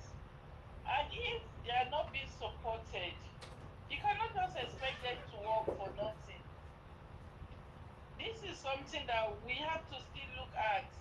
And I agree with Mr. Elvis on that. We should try to encourage the people that are putting in the hard work. Let's not just say, oh, they are doing it for Nigeria. I agree that they are doing it for Nigeria. We all want a better Nigeria. But when people are making a huge sacrifice, we all have our jobs that we are doing. But there are some people that put in so much sacrifice into this whole thing. Exactly. So much. So don't sit there. It's like now, if they tell you to be going to work, if they don't pay you salary, will you go? You will not go. So I'm not saying everything is not about money, but I still believe that people need to be encouraged. You cannot expect people, okay, let's assume the person has a family, he has a business he's doing, and he has to leave what he's doing that put food on his table, to travel, to make sacrifice, to do all of those things. Then they will want something that will still encourage them to keep going. So we should not just look at the fact that, oh, they are doing it for Nigeria, so they don't deserve to be appreciated. Otherwise, we are going to keep losing more and more people. Okay, you said it. Because it's not everybody that will want to. I'm just being honest. It's not everybody that has maybe another source of income that is ready to say, okay, no matter what I sacrifice, I still have a backup. I can keep going. It's not everybody that can do that. It's not. Imagine today if Mr. Elvis was just relying on this platform. Let's say, for instance, he does not have any other means of meeting his personal needs. If all this effort is putting into this, if he's just relying on the support from this platform, you and I know that there's no way he can continue. Even if he decides to come, maybe just once in a while, because he has to survive, he has to pay his bills, he has to do other things. Well, everybody cannot be Mr. Elvis. So please, even Mr. Elvis, let's still try and encourage him. When people are doing something, they need encouragement, whether we like it or not. That is the truth. So Thank you. please, I think we should change on that aspect. And I encourage everyone that no matter how little, let us try and encourage the people that are at the forefront. It will make a lot of difference. Let's just not ignore what they are doing and say, oh, they are doing it for the betterment of Nigeria. That is true. But if people are putting in so much effort, they still have to live. They still have to survive. They still need money to run their own life. So that is just what I have to say. Thank you so much, Mr. Elvis. Thank you very much. And let me just finish with this. For Davido, to be honest, I have no sympathy for him. If they rig his uncle out, they deserve it. Maybe this will encourage him next time to, when people are asking for free and fair election, maybe he will come out and use his platform to speak out. So I have zero empathy for him. Let them experience the same thing that they support. Let them still experience it so they know that there's no reward supporting evil. Thank you so much, Mr. Elvis. Thank you very much, Mother Deborah. God bless you, ma. I really do appreciate your submission. Thank you, ma. Yes, sir. Wow. Okay, my people, we need to start talking right now, but I'd like to quickly tally this up. You guys can see that our energy to criticize those that left us, those that now went to a satanic side, the opposite of what we are fighting for, and now start talking to us how they like, the energy to tackle them, we always have it. The energy to insult them, we always have it. The energy to call them names, the energy to demonstrate the impatience that we have inside us against them, we always have it. Now, what happened to the energy to encourage? I'm not saying everybody, because some people, they have a mission from day one. The reason why they are doing what they are doing, in fact, their position is for sale. But still, what about the energy if we put it on to encourage the sincere front runners that we know, except you want to categorize everybody to be the same thing, nobody is sincere and all that. What about for putting that same energy to encourage them? The reason why I said this is this. I appreciate my regulars here that super chat me. YouTube put a $sign on every YouTube channel. They didn't put it because I'm a Nigerian man. They didn't put it there because I bribed them or we came from the same ethnic group. It's a normal thing for everyone. They put a membership there. They put super thanks. They put everything there to encourage both black, white, or any kind of color, as long as you're on YouTube, right? Okay. Do you know how many days or how many times that I want to talk about because the negative side of it is like 90 to 10% or 95% to 5%. Do you know how many times I have to come on the broadcast? Sometimes I just leave, nobody buy me a coffee at all. And if one person I have to buy, it's still going to come from my regulars, right? You know, or do you know how many times I have to do a 5 hours broadcast here and I leave with just $2 or $3? Do you know how many times?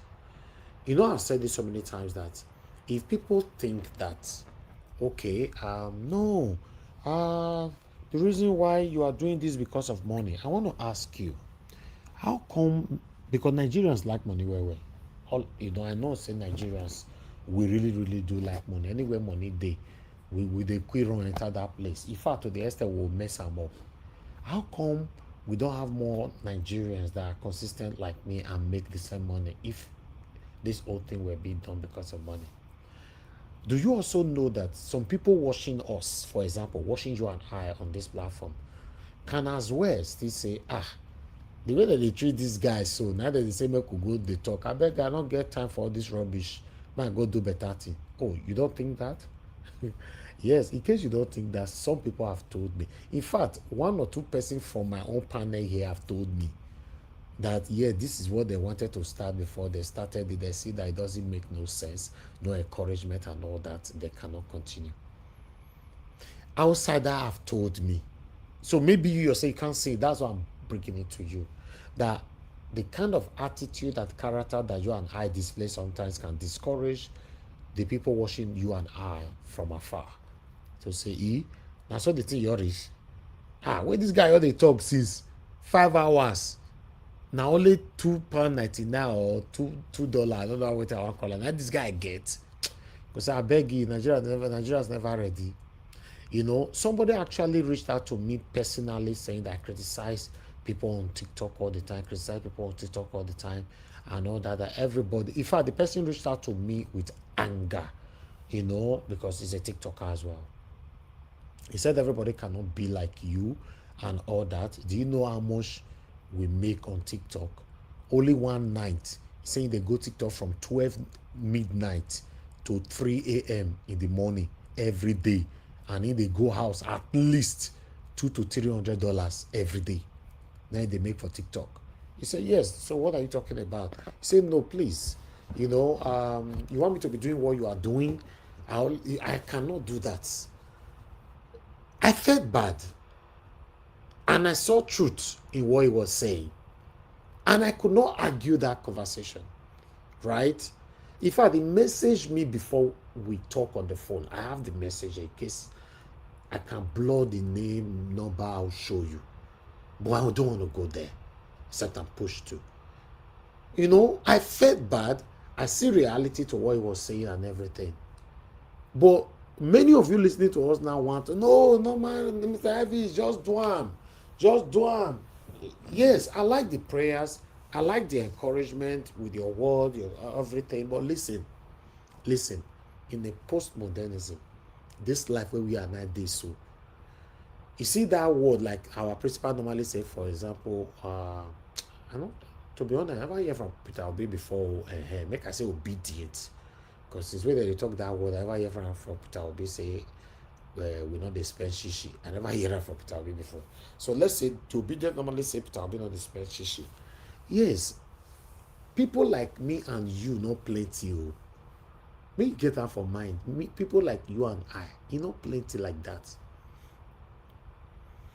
That energy that we are quick to destroy when people take decision, why can't you use that same energy to hold on to what you already have? I've said this so many times in a different dimension. Just like you have a wife today, you are not encouraging her. Tomorrow you lose her, right? You have a husband or you have a boyfriend or girlfriend. I don't know how you want to put it on. You don't encourage each other and you lose each other's. You have a good driver, a gate man, house help, cook. You don't encourage them and you lose them. How would you feel? You have a worker, a normal worker, staff or anything. You don't encourage them and you lose them. So are you the kind of person that are built to criticize rather to encourage? That's all I would like to say. I want to thank everybody who responded today. Because I talked about it earlier, and because Mother Deborah talked, and I just wanted to quickly tally that up. Thank you, every one of you, once again, who responded rapidly. Blessed Lady, Mr. Pansat, Mother Deborah, Ogasen Gyomede, Mother Peggy Modi, Kelvin. God bless you all. Ladies and gentlemen, let's start talking. Mr. Pansat, you're the first on the panel today. Good evening to you, sir. We are not much, it's only 3 or 4, so I'm not going to stop you on time. Just be talking. I know you always. Thank you very much. Yes, sir. Thank you, Mr. Elvis. I hope everybody could hear me very well. Am I loud and clear? Yes, very, very clear, very clear. All right, thank you, sir. My friend, brother, give us a mandate. Good to see you here. Let me say hello to those who are in the comment section, Mama Diaspora and everybody, and Madam Deborah, for eloquence and character, wisdom. She brings it almost every day that I listen on this show. So we thank her for her patriotism. Now today is a loaded session. It's kind of off kilter as far as the normal routine. It's almost 1:45 here in Los Angeles in the afternoon for us, but it was worth it. Mr. Elvis does his thing: investigation, study, inquiry, analysis, probe, scrutiny, everything was there today. So there's a lot on the table. I may just have to take them all together and tell you what kind of gets me about the Nigerian politics, the polity in Nigeria, especially this administration. Do we really come daily to talk about an administration that doesn't care about what you say? They're not doing anything by logic or reason or hiding their crimes against the Nigerian people. It's not like Nigerians don't know. Now, every Nigerian knows now that this is a corrupt criminal administration that not only rigged itself into office, is boasting and threatening and saying, we're going to read the next one. Do your worst. That's what they're saying. If it's Davido's uncle or anybody else who go succumb and endorse the president for the next election and does all those things, and is quite popular in that place, this will be his third time to win. If he wins in this year, he won before, he was rigged out, and he came back and he won again. So now we have somebody who I don't know what his strength is. Tinubu, I don't know why is he strong. I could see why somebody will fear Buhari or Obasanjo, some of these military thugs we had in the past. Why are we afraid of Tinubu? I don't get it. Why are we afraid of Wike? Why are we afraid of David Umahi and also Demma? On all these people? Why? After what they've done. They're not shy. They're very bold. You could see, I guess since you've been doing this show today, Mr. Evis, ICPC have reported on the probe for the what is that agency that was forged, and said that they found 2 more agencies that are fake agencies. And we know that this Adeyemi fella couldn't do something like that by himself. But Nigerians wouldn't say anything about that. For the president to empanel a body to investigate themselves and just say, hey, look, we uncover a few more agencies that are forged by this Adeyemi fella. To be able to forge an agency, put it in the budget and give them office, and they do all these things, and we're just gullible. What we want to do is to talk about P2B for doing one little thing or the other. It doesn't. I'm not happy fighting for people like that. I'm sorry, I really am not. Or trying to educate them or tell them the average Nigerian is smarter than anybody anywhere. We know what's going on.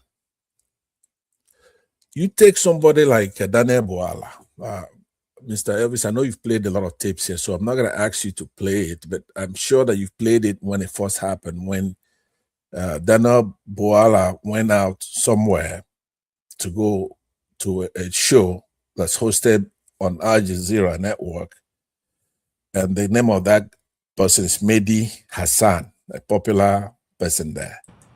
He couldn't. Hassan, yes. Yes. I remember, yeah. Yeah, that guy, when you watch that show, I'm going to post the link here, but I'm sure you won't play it. You played it before. You'll be ashamed to be a Nigerian, or for him to be a Nigerian with you, because he used him and wiped the floor. This Dada Boala that everybody's praising, everybody's holding him up as an invincible character. If he says something about P2B, everybody's quoting him and talking nonsense. He couldn't get a word in because every time he opened his mouth, he was lying or a propaganda. You'd be embarrassed, as a matter of fact, where a neutral person, a trained journalist, didn't give him 1 second to breathe, to tell one lie. He cross-checked him on everything and made him look stupid, of which he is stupid. But Nigerians, they're very clever. You see, the average Nigerian is very, very clever. They embrace evil. It's in our blood. But how are you going to get away with it? If you're holding up these thugs in our country, how are you going to get away with it? It's in that polity. Energy is neither created nor destroyed in a closed system like that. No matter what you do, it's going to fester there. It's right there. You're going to have somebody like Daniel Boala, and you're upholding him, especially when he's talking to somebody like Peter Obi or one of our own people who are trying to do the right thing. Go and watch the performance of your Daniel Buala against somebody who's not from Nigeria, a trained journalist, you will be ashamed. Because every time he opened his mouth, he was trying to lie and play the propaganda. And they wouldn't let him get away with that. So that's why the obedient that you showed here, I forgot his name, the guy that used to be in the obedient movement from the Northeast. And then he's joined. Okay, Isaac. He joined and he's endorsing the Tinubu administration. Imagine that. Imagine how sad that is. That's why I keep saying, now if I'm not going to try to be very candid here about the mores of my own people and others. I don't think we're meant to be together. I don't think we're meant to be together because he wouldn't get away with anything like that. These people who are not trying to have us progress. You did a job with Labour Party. He made a lot of important contributions, and you showed him when he was in the glory of doing that. He was shining, and he looked very bright. You could almost see the spirit of patriotism on him, the dove of that spirit descend on him. But he's very dark now. I'm afraid most Nigerians are like that.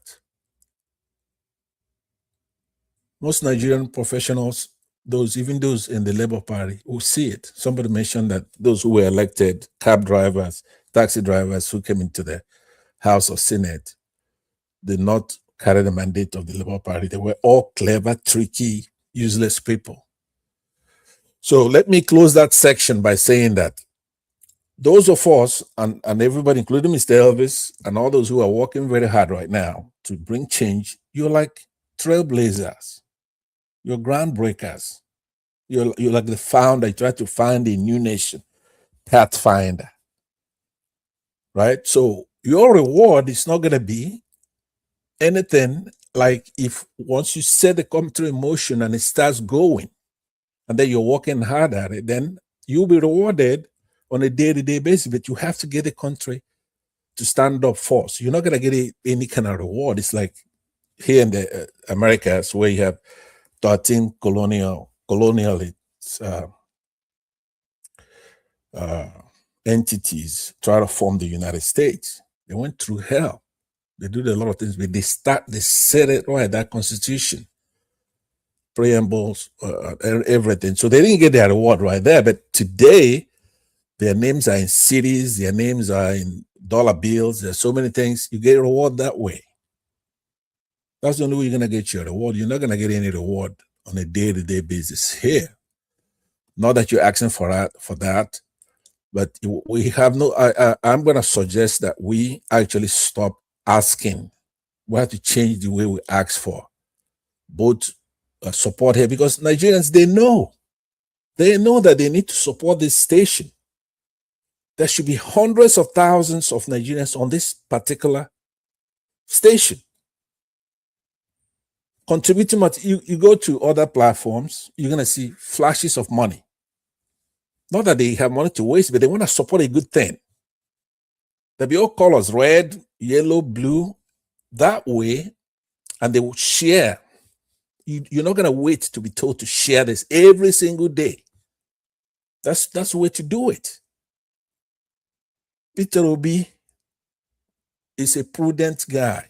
He spends more money than, I can bet you though, every single one who is criticizing him that he doesn't spend money. Let's put all your contributions for the poor, for nursing homes, for whatever. Show yours. Let's see if you are not, if you don't give less than he does. He has his way of giving his money out. His hard-earned money. He's not taking money from the coffers of the state. We cannot be diluting what we're doing and going and making little criticisms of Peter Obi, where we have this thug criminal in office taking our money forging agencies, doing all kind, threatening our lives, threatening violence, threatening to rig the election. You don't say anything about that. You know, everything I came to talk about here, I am basically discouraged. Because when you say somebody's a jagaban, and you mean it in the adjective sense, crafty, sly, wily, devious, and not like a noun where somebody has guile and they're crafty in a way, their subtlety, you know, the way they could tackle Oyibo and cut down or forgive our loans. They could pretend to do this and do that and raise up the country, bring inflation down by tricks and all that. This is somebody who we don't know his background, right? We don't know where he's from. He's been doing things that affect every single person in that country and those who are outside the country. He's been printing money, he's been putting a lot of money in his pockets, right? He was putting his hands in the money of Lagos State with his family. Just that one alone. So no matter what P2B is doing, if we just, because I'm not one who's going to say, because there's so many, I'm going to forgive every single one of them. And just, no, every single one of these things that Tinubu is doing, not just one, what he's done in Lagos is enough to make sure that he's voted out of office. Because you're calling us, those of us who are from the Southeast, you're saying that we're stupid. If you're going to have somebody like Tinubu in office, and every time we're going to come to convince you, we're going to keep telling you, let's move the country forward if we're going to be together. Let's obey the Constitution. Let's make sure everybody has a fair shake. Then you're going to see somebody as corrupt as Tinubu is, and you are harboring, giving me a break, whereby our customs now are different from yours. Our traditions are different from yours. Yes, sir. Do you know the painful part of it, sir, is that what is this that these guys are defending about Tinubu, telling us that Tinubu have created policies, Tinubu have created this, Tinubu, the same thing Tinubu is creating that is not affecting the people on ground. Mr. Pansa, you need to call people in Nigeria and let them tell you the level of poverty, how suffering they are right now under this satanic Tinubu APC government. Then when people are trying to tell you and I, that yes, like Mr. Johnson, Emmanuel and others, telling us that Tinubu's government have done better than as how. That is what I was. I'm so happy you brought it up because I would have forgotten. I was going to say a government administration with the record that Tinubu has, right? Even if there's partial recovery, but it's yet underperforming his tenure, whatever was there before, right? Because that's the trick, is to come in, take all that money in the first day or two, cut off subsidy, give awards to Shagori with the $9 or $11 billion highway contract and take all our money, sink the economy, and then knowing there's an election coming, then you try to bring in an incomplete recovery, an output and growth that stay below the point that you started from. A very prolonged damage, repair to the damage that you've caused. A lasting damage, structural problems, high debt. So it's an incompetent, damaging, failing to sustain long-term prosperity in the country. Where he took over, let's say we're 5, and he brings us to 0. And then he does something in the election year and bring it up to 1 or 2. Then he say, okay, look, the projection is that he's doing better. He's done a couple of things. He hasn't even brought it to where he inherited it from. So do you know that every Nigerian, you go, I've seen some shows that are set up a motor parks in Nigeria, Aba Motor Park, Lagos Motor Park, you put on a microphone and you have a bunch of Nigerians come. Every single one of them is sharp, smart. It could be a mad person. When they come to talk, you see that our people have sense. You couldn't go any lower than that. If you pull any Nigerian from the street, he is as smart as senators here. They're smart. So now what is the problem then? How can this man who has no military background, all he has is money that he stole from state governments, maybe some that he is alleged that he got from selling dope, heroin, cocaine, or whatever it is.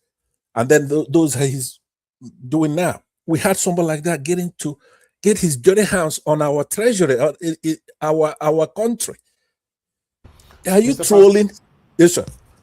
Please, I would like to come in. I need 10 minutes to come in. No, Yes. let's say 5 or 10 minutes, please. You will continue. Because sometimes we need to go extensively to do some research to tackle these people. I was listening to, what was his name? That man that spoke with Sheun just now. Is it not Oswald Kalu? His name is Oswald Kalu, right? Yeah, Oswald Kalu. Okay, yes. So Oswald Kalu said, we should go list what Tinubu have done. Then I think the Isaac Balami also said that you should go to ChatGPT so that ChatGPT can tell you what Tinubu have done. Then Mr. Johnson Emmanuel said Tinubu is the best thing, the best president since the history of Nigeria. Okay, guys. I just went to where they sent me. Now, where they sent me, they say, I go. Now I go. I went to ChatGPT. I want to use the source that they sent me to. So, according to what I have here, I don't know if you guys can see it, but I'll read. Okay, 10 things. 10 things Tinubu has done, well, since he's been in office, which all of them will also be questionable. 1, he removed petrol subsidy, which you and I know that is questionable. In fact, that is the beginning and the foundation of the suffering we are suffering today. But they count it as 10 good things. One of the 10 good things. That's fine. 2, unify the foreign exchange markets. Reduce the multiple exchange rate system to improve transparency and attract investment through the Naira depreciation sharply in the process.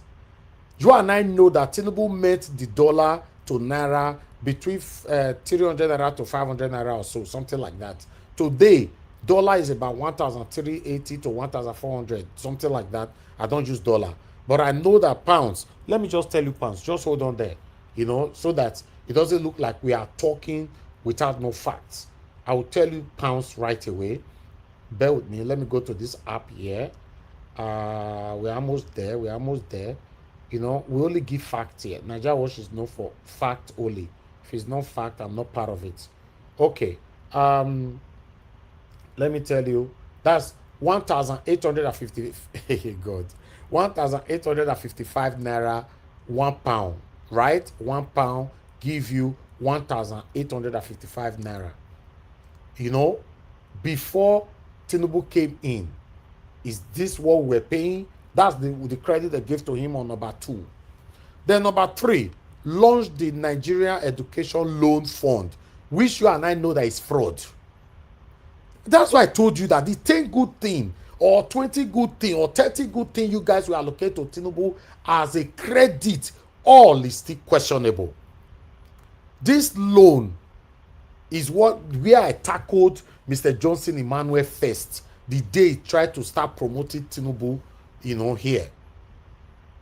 This is satanic. Everybody listening to me right now, everybody listening to me right now, please place a call to your community. Tell me how many people responded to you that they've collected this student loan. Everybody, both you that will replay this.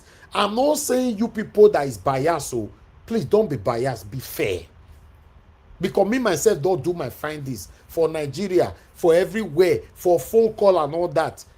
I never see one person where they say they benefit from it. Although one person told me that yes, some people they benefit from it, but it's a selective credit. Then the fourth one, improve government revenue. Right? Higher revenue have reduced dependency on central bank finance and improve fiscal sustainability. How does that affect the common man on the street positively in terms of hunger? I don't know. Maybe Mr. Jonathan next time, because he's not on panel today, can take us on that one. Okay. Number 5, cleared much of the foreign exchange bad luck. It should be back luck again. He cleared what? Wait till he clear. Help restore confidence among foreign investors and businesses. Do you know how much Tinubu have borrowed since he assumed office? You see, you can see I'm questioning everything. Then, 6, increase infrastructure spending.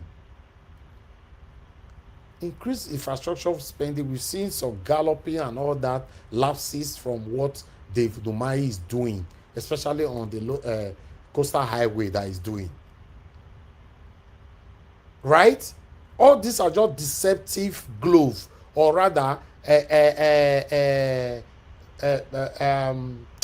garment to deceive the gullible Nigerian that, oh, yes, he's really doing it, but if this thing attract one naira, how much did they declare they are using on it?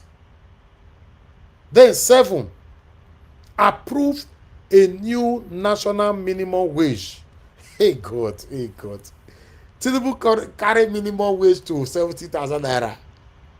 So that one is part of improvement now. I'm gonna listen to what I'm saying. In fact, is anybody hearing me?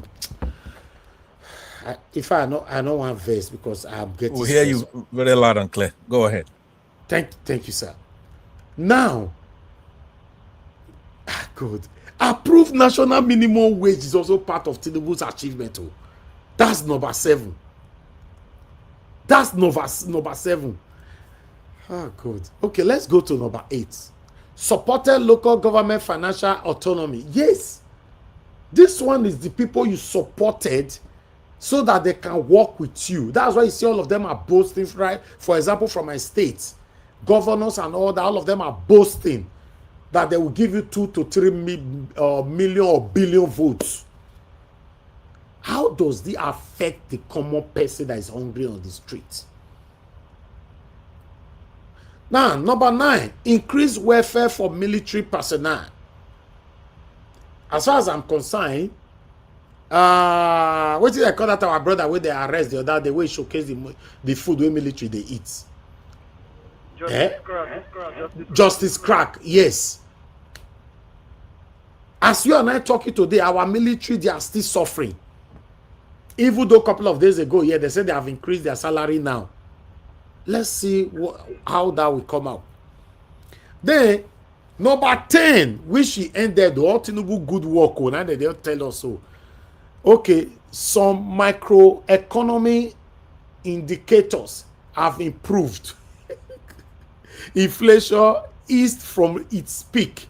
During 2026, the stock market reached record heights, and institutions such as IMF have noted improvement in macroeconomic stability, while also warning that many Nigerians still face hardship. Oh, we don't know that one. Now people want to talk. I don't say they go out and join that. They out and join them. They say IMF have given credit and all that, but many Nigerians, not say some Nigerians, many Nigerians are still facing hardship. Now, let's go to 30 area where Tinubu has failed.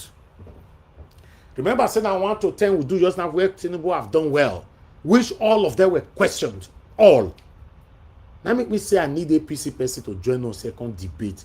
They hide. That's why you see you cannot see APC person that will publicly tell people to go get their PVC. because they believe in ringing. So that's why you cannot see APC person that will publicly hold on.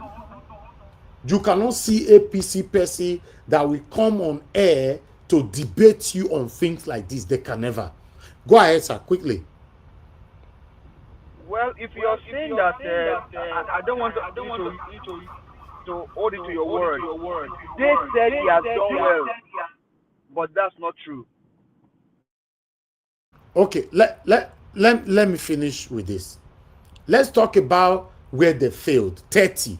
1. Cost of living increased dramatically after subsidy removal. Oh, hold on, my people. The number one way they take praise Tinubu just now, remove the petrol subsidy. Now it come out for number one way for fail, and this number one way they and for praise they be praise am. Yeah. So it go the 30 area where he fail. Now be number one where they praise am. Cost of living dramatically after subsidy removal. 2. Food prices rose sharply. 3. High inflation significantly reduced purchasing power. 4. The naira lost substantial value after exchange rate. No, wait I don't like what ChatGPT is doing. Every area I want to praise Tinubu. Be like so now by myself they counter and now why now? I don't like this. Not nice. You don't say this guy don't do well. Why are you countering them again now, ChatGPT? Because if now make me sure for screen, they don't say that me go edit am. You understand? No, don't do this. ChatGPT, I don't like what you guys are doing. You give it 10 reasons that this guy have done excellently well. You can't be like say the counter number one where you give and wait to do well. Now be number one we take start for say he failed. Number 3 now inflation. Then number 4, the naira lost substantial. I'm not saying money does stable and everything. Anyway, let me move on. 5. Millions of Nigerians became poorer in real terms. ChatGPT, why are you doing this? 6. Wages have generally not kept pace with inflation. 7. Persistent insecurity in many parts of the country. Really? Persistent. But they talk and say insecurity, they don't cure now. Donald Trump come right to the come praise them. I be not say they talk. One of the answer me now for comment section. One of no look let me they talk for here. Body they pepper me for here. Donald Trump no right to this man that they tell and say insecurity don't go. I be not say they talk am. Hey God. That was 9. No, not be 9. I'm sure I don't not be 9. Where I did just now, I go look at one. Okay, number 7. Persistent insecurity in many parts of the country. 8. Continued kidnapping for ransom. 9. Bandit attack remain in serious problem. Now today I do this research where they talk so. They're not saying in the past though. Now this TBO. This is a recent research. Just less than 5 minutes, 10 minutes ago research.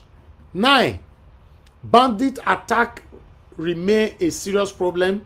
10. Terrorist activity by Boko Haram and ISWAP continues. Continues. Not in the past, continues. 11.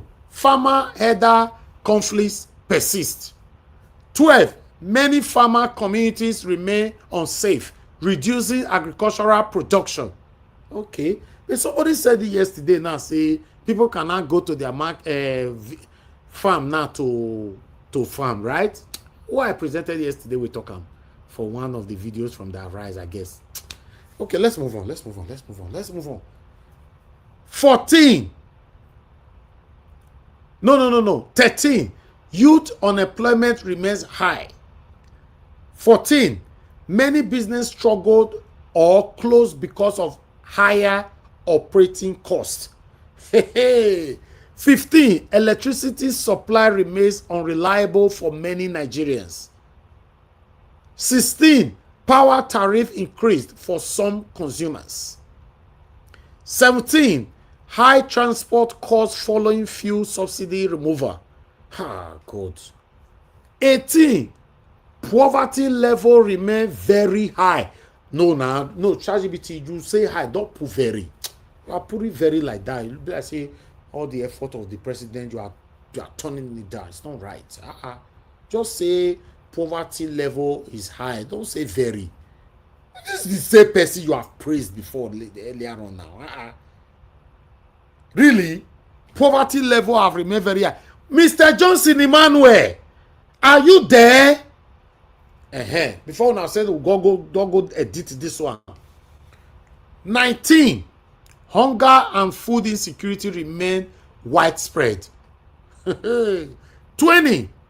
Public dissatisfaction over economic hardship has led to protests. 21. Many Nigerians feel government spending priorities are disconnected from citizens' immediate needs. Oh, this one don't finish me. 22. Corruption perception remains high despite anti-corruption efforts. 23. The judicial and electoral controversies surrounding the 2023 election continue to affect public trust for some citizens. 24. The debt burden remains significant, although the government argues borrowing is financing infrastructure and reforms. The debt remains a burden. 25. Healthcare services remain underfunded relative to demand. 26. Education infrastructure still faces major challenges. 27. Many manufacturer companies continue to struggle with energy and foreign exchange costs. 28. The benefit of economic reform have not yet been widely felt by ordinary households. 29. Many Nigerians believe the government communication on reform has been inadequate. 30. Despite intensified military operations, many citizens believe security has not improved enough in their daily lives. Oh God, oh God, oh God. Overall assessment, Tinubu has failed woefully. I beg, I don't tire. Energy where I don't use today, not too much. Now I say, Mona, they always they buy coffee for me. I don't know what would they do for you. What are they always they click on that dollar sign? Even though now $1 they put on demo our energy. Don't let our energy come be as it get to. Who are they see now? God. Mr. Pastor, I beg, round up. Let's move on to the next person. Round up is just 3 minutes, I beg. 3 minutes. Thank you. As a matter of fact, I will just round up with one or two sentences.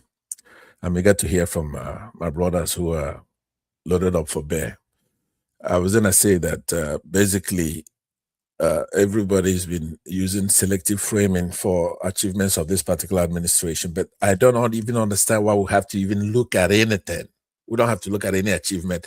If you put an ant into the presidency, it's a bureaucracy is the house or the staff that we're paying for, they're gonna come up with something here and there. So Tinubu administration should not be looked at any other way but to send them packing from that place and investigate and prosecute him for all the crimes. He's not a strong man. Okay, all those distractors who want to scare us with that, he is not a strong man. His stand is to bribe and to use thugs, and we have to take our country back. Period. Thank you very much. I would come back for the second round. Thank you. Yes. God bless you, sir. Thank you so much. Okay. Give us a mandate. Are you available to speak? Okay, you are not there. Mr. Chris, please talk to us, sir. It's good to have you on the show. Where's he? Mr. Njavo, thank you very much for the opportunity to be part of this broadcast today. Mr. Njavo, will I say you off your microphone? You say? I didn't vibrate. I don't know.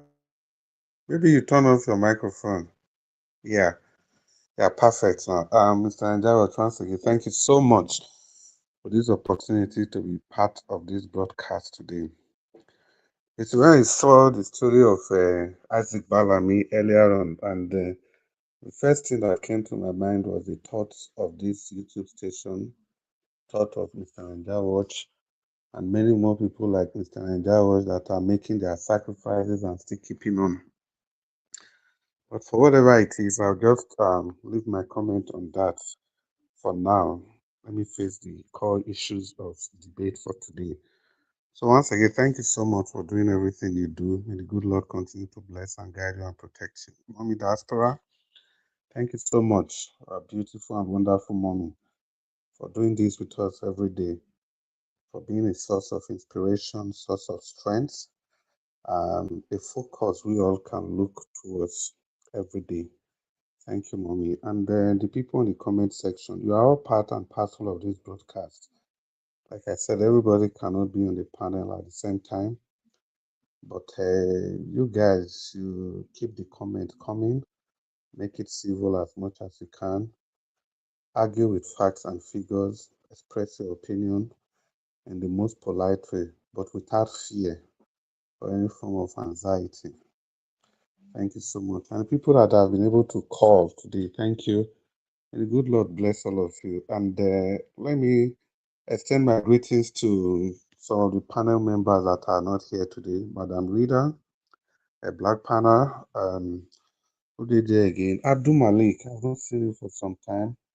Prince Collins, all of you, I greet you all. And give us Amanda, it's good to have you today. And the indefatigable Pansat, thank you for being a part of this broadcast today. I think I didn't really listen to much of the videos that were played, but I met Pansat talking about people should not be afraid, just trying to encourage people. And I completely align with him. That's pretty much of the kind of submission I gave days ago, even yesterday. You see, before I come to that, but we must all realize this. If we are talking about the achievement of Tinubu, please, I beg to differ. They are not achievements, even though these so-called achievements, they are all peripheral, they are ephemeral, they are not tangible. For me, I don't still call any of them achievements. Because in the first place, it was Tinubu and the APC that caused the destruction they are trying to repair today. And if you remember clearly, Tinubu of late said that he is Buhari. There's no difference between him and Buhari. Rather, Buhari and him. That is just continuing from where Buhari stopped. And moreover, he has inherited the assets and liability of Buhari. And above all, remember in the 8 bitter years of Buhari, with all his nepotistic approach to national issues, it was the Tinubu camp of the APC that were really supporting Buhari. What I mean by support is that if you come against Buhari then, it is Tinubu's faction of the APC that will send their attack dogs to everybody. Because the CPC faction that Buhari belonged to, those guys, they are just crude. And most of them are so dumb.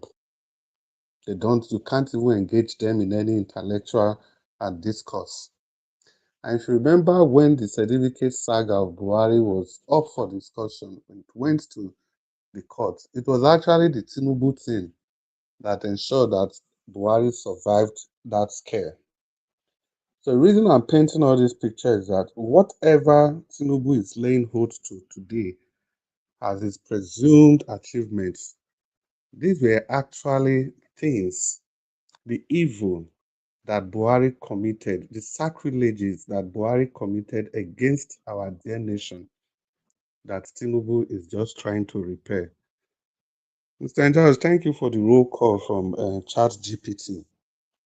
You know, if I just pick on some of the so-called achievements and vis-a-vis the ones you read out, if you talk about the Naira devaluation, They are trying to tell us that, oh, the naira is gaining against the dollar, is gradually gaining, it has become stable. But for God's sake, the APC was handed a stable currency.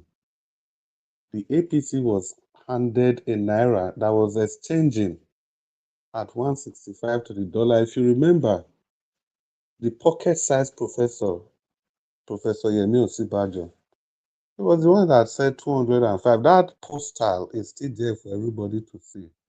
At the end of Ebele Jonathan's administration, Osibajo and co, he said that, look, it's 205 naira to the dollar. Is it acceptable? Those were part of their campaign slogan and campaign jingles. So what I'm saying in essence, when they were leaving power, the exchange rates, let's even say it was 250 to the dollar.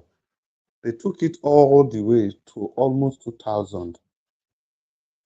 And when people complained, it was Tinubu's team that defended the rots and atrocities that the Buhari's team was committing.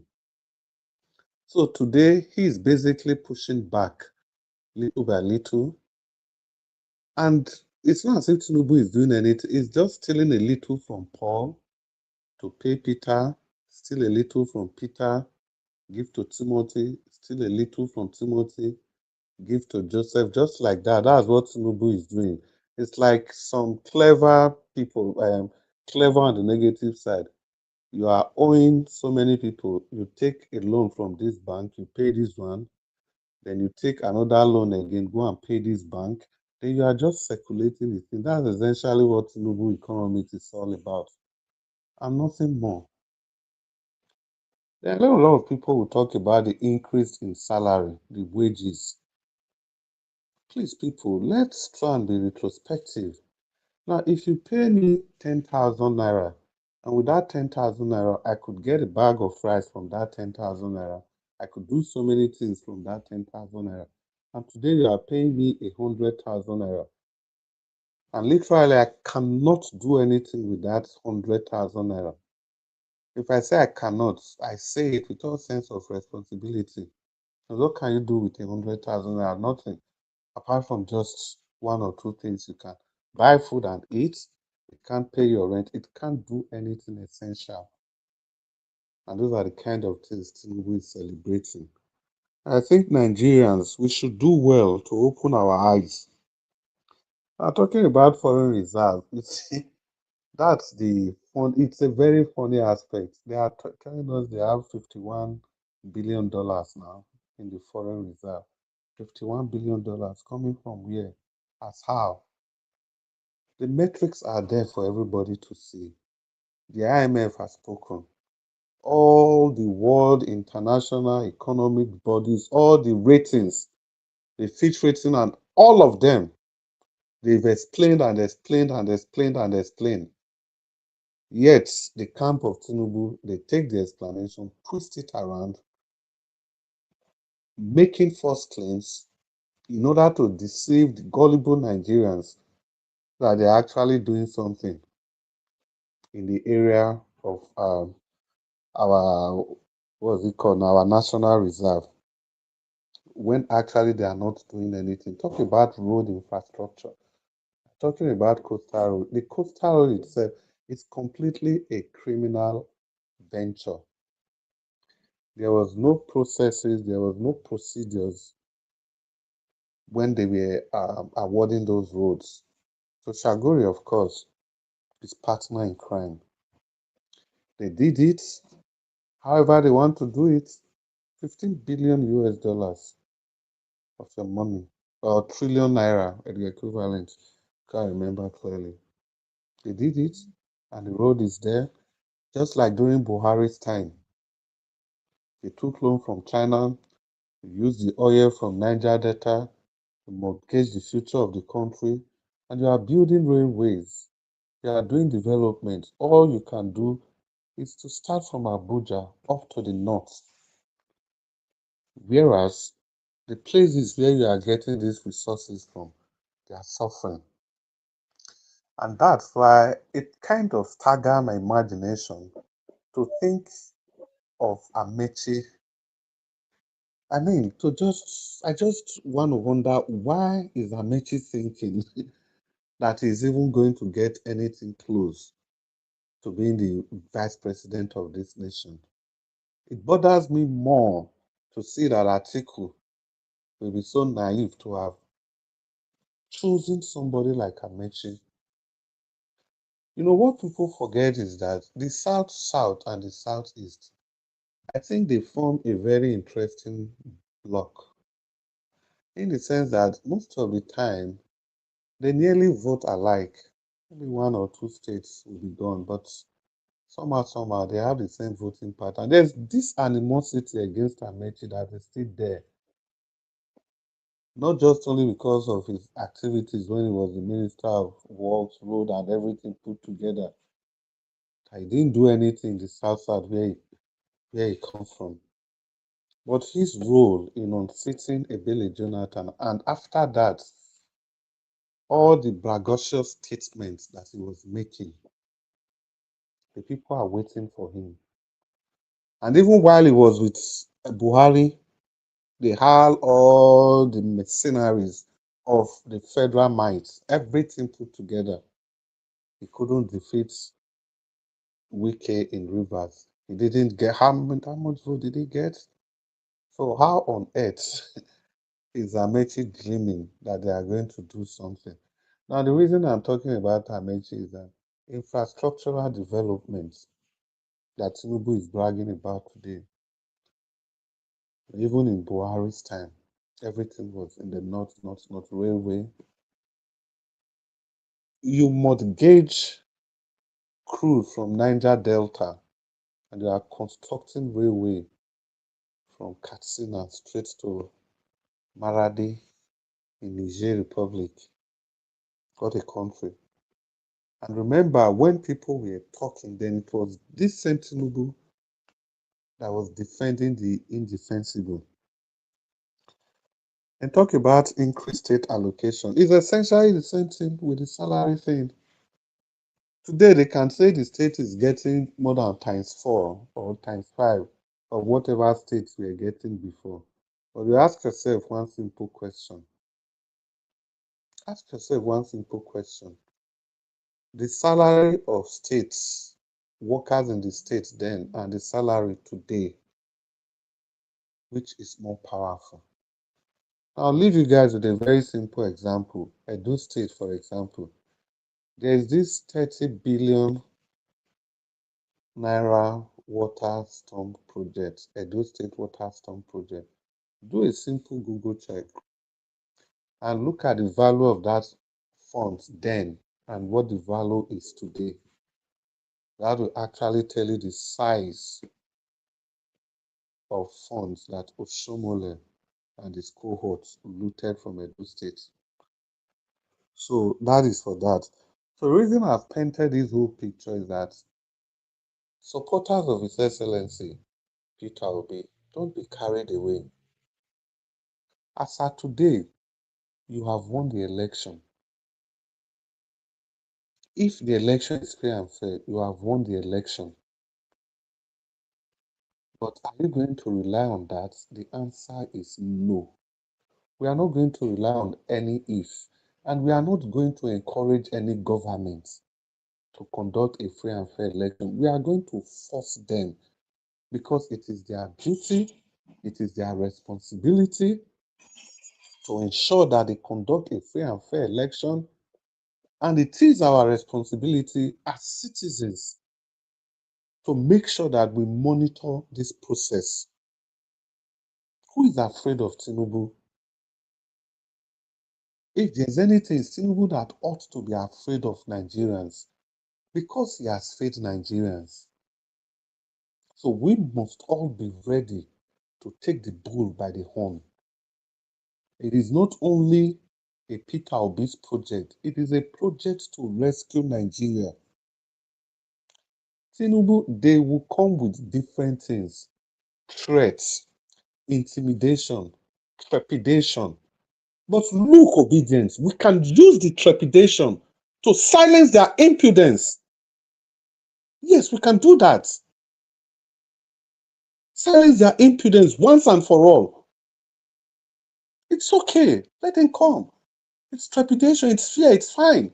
But we use that same trepidation to silence their impudence. Because if we miss it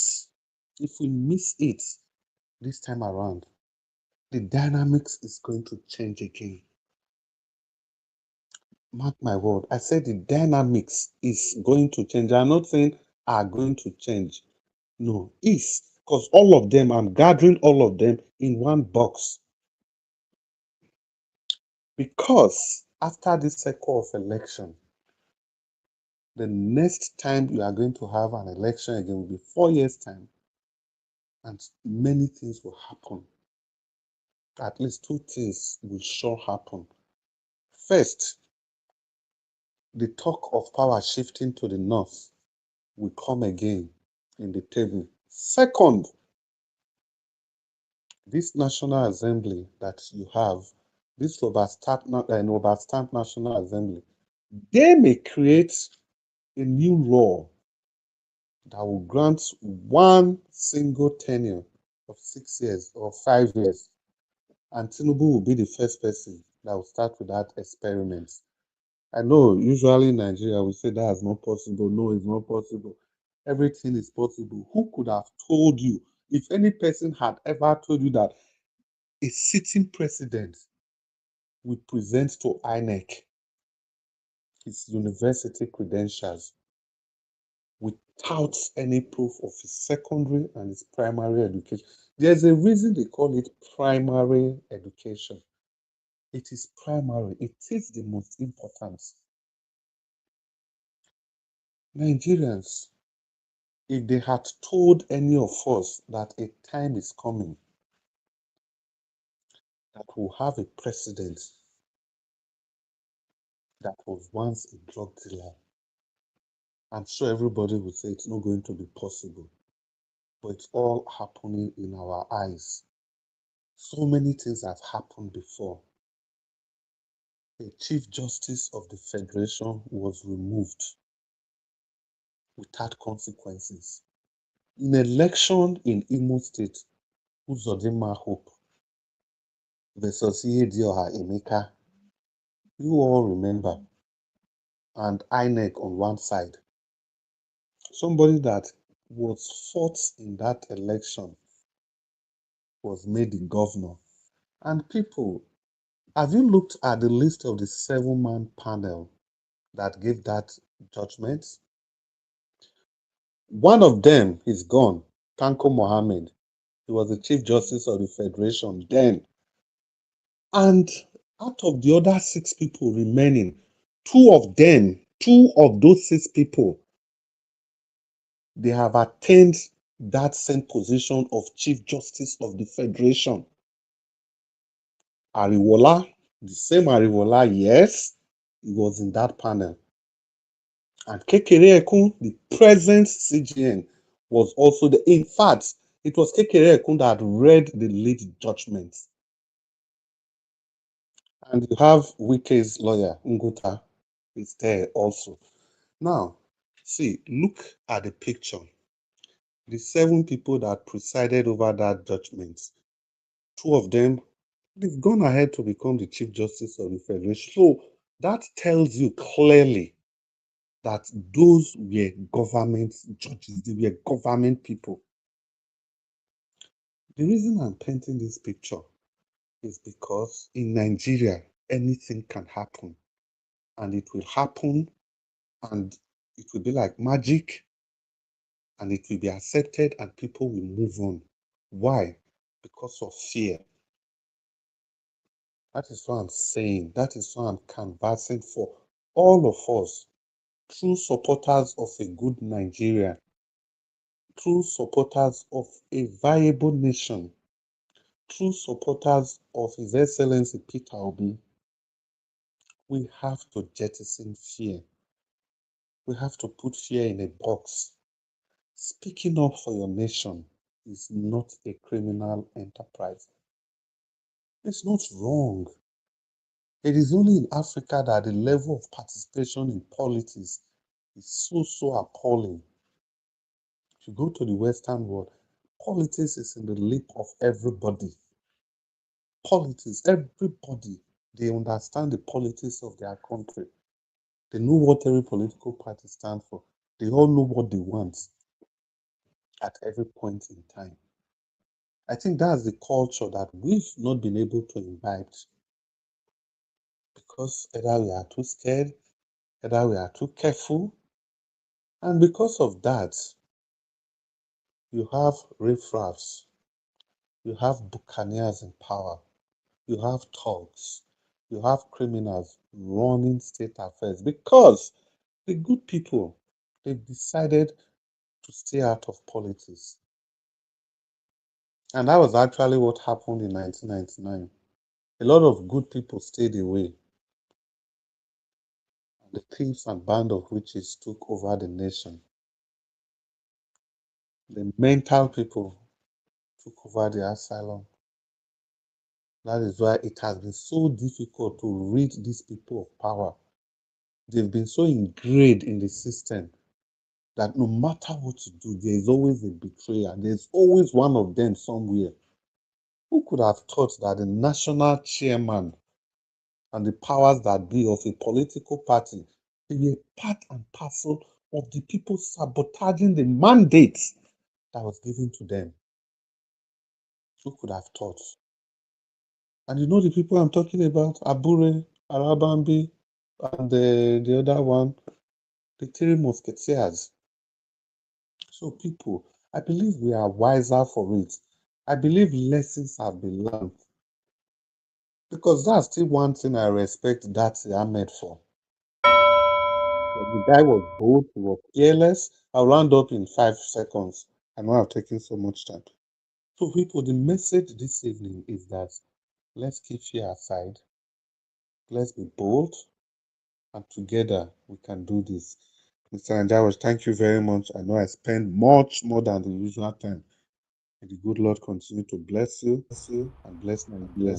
Good evening. Thank you very much, Oga Chris. God bless you, my brother. Thanks for going deep. You know, when we don't have enough people like this, I like to listen to you guys. You know, no rush at all. But meanwhile, Osun State now, let's say don't carry all these Benin people go Osun State now. They say they want to capture that Osun. But listen to this. Culture Osun, more na culture, more na year word. And I know what you carry on. No be I no send your papa. I no send this. If I catch you for Osun, we dey Osun. We dey Osun. Osun. Who do any go see any? We dey Osun. If you put body, they go come on your head. Una head no correct. Those people una take dey play. We are kicking out Adeleke. We are here to kick him out. Now, those people first come install them Obaseki. And we have chased Obaseki. We kick him out. We are going to kick Adeleke. The era of dancing is over. No more dancing governor. Dancing governor. If you want to enter flight, you go to dance. If you come down for flight, you go to dance. Before you know, Governor Soros meeting don't close. Come now. Dancing governor. Akbako is coming to off the music of that dance. Akbako is here to off the music. He is here to off the music. Akbako is here to off the music that is making Adeleke to dancey. Akbako is here to off the music that is making Adeleke dancey. The era of dancing governor is over. No more dancing in Osun. Akbako. Go close. You're committing suicide. Akbako de Wakaso. The governor of Edo State. The governor of Edo State. The governor of Edo State. The governor of Edo State. The governor of Edo State. The governor of Edo State. The governor of Edo State. The governor of Edo State. The governor. The Akbako rescue. The governor. Akpako. The governor. The governor of Edo State. The governor. The governor of Edo State. The governor. The governor. The governor. The governor of Edo State. Akpako. Akpako. The governor. The governor of Edo State. Akpako. Akpako. The governor. The governor of Edo State. Akpako. Akpako. The governor. The governor. The governor. The governor. No matter. No matter. No matter. Bako. The local level. No level. Adeleke local level. We are kicking you out. We are going to kick him out. Adeleke, we are kicking you out. The era of Dasi No governor is level. over. Adeleke is leaving. You are going. You are leaving. Adeleke, you are leaving. He is leaving. Adeleke, you are leaving. He is leaving. Adeleke, you are leaving. He is leaving. Adeleke, you are leaving. He is leaving. Adeleke, you are leaving. He is leaving. You are a useless governor. Adeleke is going. You are a useless governor. He is leaving. No matter. Hey, well, wow, my people. This is where we find ourselves. So. But meanwhile, let's start talking. Well, thank you very much. Can we go? Okay, talk to us. Thank you, my brother. Thank you. Thank you very much, Mr. Elvis. Appreciate you. Thank you for all that you do. Panelists, I greet you all. Thank you very much, Mr. Pansat, Mr. Chris, and Mr. Jonathan. Thank you very much. Comment section, I greet you all, except for the criminals, the soulless and heartless human being there. Remove those ones. The evil people in the comment section, remove them. But for people that are sane human beings that have their right thinking cap on their heads, I greet you. Mommy Dalsra, of course, we greet you because you are a mother indeed. We greet you. Thank you very much for always being by your son and by always being by Nigerians. Thank you very much. Abuaze, I greet you. Madam Ame Bright, I greet you. And so many. Okay, Mike Wagenemara, I greet you. Thank you very much, guys. Eva Line, thank you very much. I greet you all. Thank you so much for all that you do. It is now glaring that Edo State basically having seat on seat as a governor, a criminal and a tout.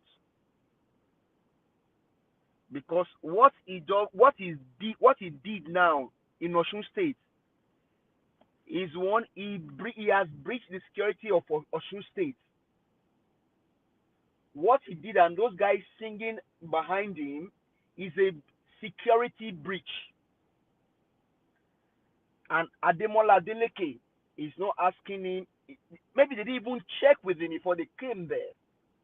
Like he told Peter Gregory Obi to check with him before he gets into Edo State. You see what is playing out now?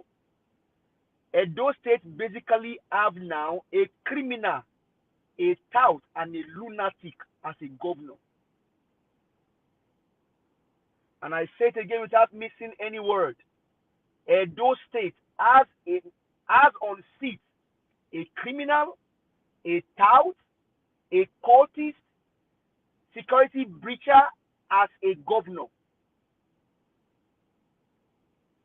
How you go into a state of over maybe 2-3 million people and you drive on their streets, tell them, and people are singing behind you that you have come to unseat a governor elected by the people of Osun State?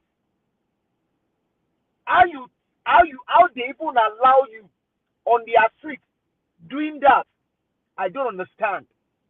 But I'm very sure you cannot go and do this in Kano, Kaduna, Maiduguri, in Katsina. They no born your father where to go do and there. You will never go and do it there. You know. And I call all of the Osun State people. I challenge you guys. You guys basically are just sleeping. Because if anything happens to Monday or February in that state, nobody will hold you responsible. He left his jurisdiction and went into a sovereign state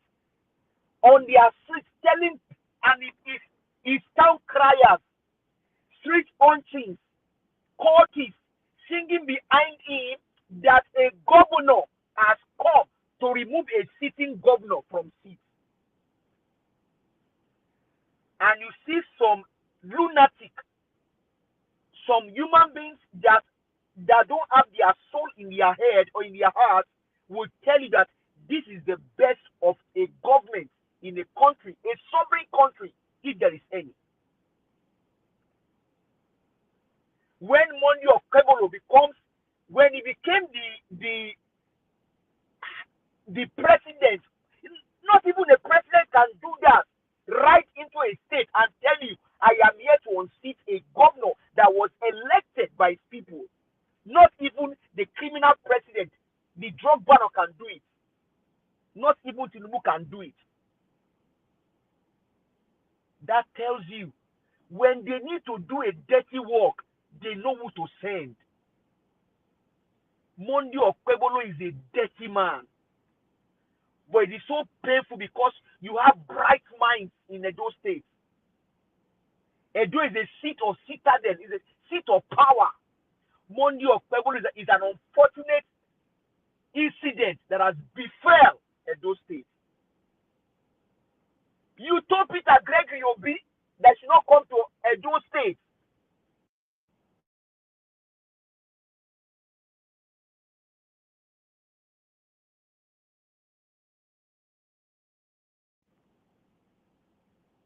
How you do this, I don't really understand. And who gave you that power, I don't know. And this is the wickedness that these guys will unleash on Nigerian people. But Nigerians, be ready. Because if they succeed in rigging Osun State, we are gone. The whole thing is gone. But there are two ways to it. There are two sides to this whole thing. Madam Deborah, I will not stop thanking you and admiring you. You are a woman indeed. If the like of Davido have used his own platform to speak when this whole evil happened before Nigeria, maybe we won't be where we are today. He has influence across the globe, whether you believe it or yes. Davido has influence across the globe. He was here in the US. He sang for FIFA. I volunteer for FIFA. That's how global the man has gone. Let me not call him boy. That's how global Davido has gone. But when your country needed you, you were nowhere to be found. Now he reached home for you. Now you can speak. Every one of us, we have a platform. Even this world, every Oniedigi is on his own platform. This is the platform that God gave Elvis Oniedigi. Maybe, and it's not a missing of word, this is Elvis Oniedigi's assignment that God gave to him. That a time will happen in your country of death, that your people will need you. That's why I allow you to go and study in Cambridge. And you can create a YouTube channel that can help emancipate, idealize, and then open the eyes of the people. Elvis Oniedigi, you are your own platform. This is your own stage that God has given you. And you are doing the best you can do. And your best is appreciated. That's why the likes of Isaac Balami is living obedient. It is not because of appreciation, sir. No! He was not standing for anything. Will you tell me that such a man will be close to Peter Obi and Peter Obi will not tell him thank you several times when they were together? What more does he want? It is because they've had the slogan. He knows the slogan. We need a gift shishi. They want to use that word. Oh, you help Peter Obi, you will not give you shishi. That's what they are trying to capitalize on. But let me ask him this. There was a certain man called Jesu Tega Onokpasa. Jesu Tega Onokpasa said on a live TV, he said, they brought in Tinubu and they will remove Tinubu. Where is Jesu Tega Onokpasa today? Where is Jesus Tega? He said, he said they brought in Sinumbu, and because Sinumbu is giving appointment to the likes of Boala, Renu Omokri, he doesn't recognize them. They will remove Sinumbu. They will remove Sinumbu.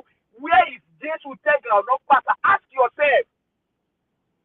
Tinubu don't care about you.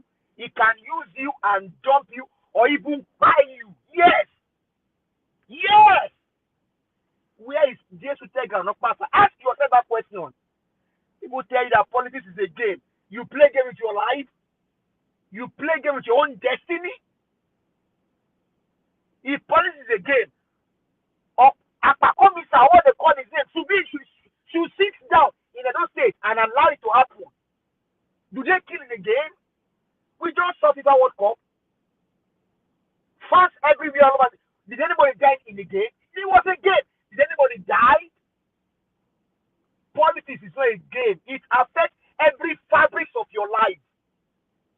And that's why they are bent on doing everything to destroy it. Tinubu doesn't care about you. Whether you chop in the food or not, he doesn't care. You saw what he did to the bishops. I was on the X and telling them, leave MC Oluomo, let John Onaneka work in Lagos. If MC Oluomo see Onaneka, he will kidnap him. That's the assignment. That's what they send them to do, and that's the kind of job that Apakomisa or Kwebolo is going to do in Osun State. We are in for a lot of drama in Nigeria, a lot of fights. It's a soul for a nation. It is a fight for the soul of a nation. And we cannot sit down and allow these criminals. If they are playing like this,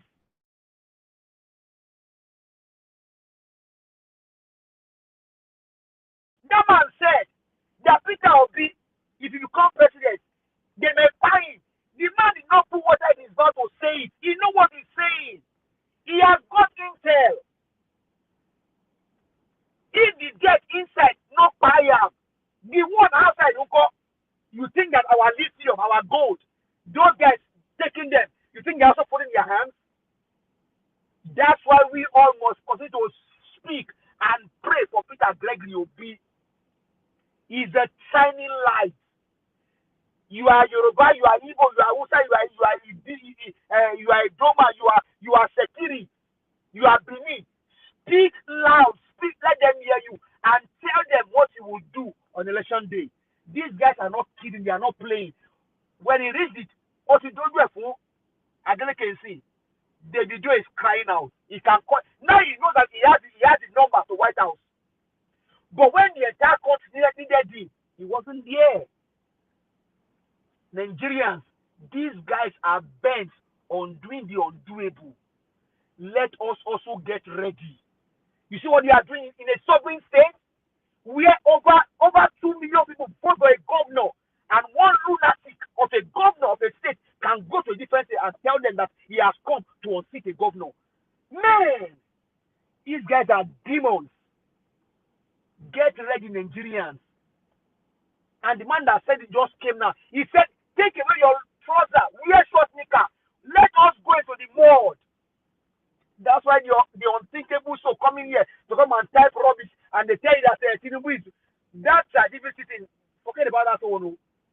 Will ChatGPT tell you that to go and ask your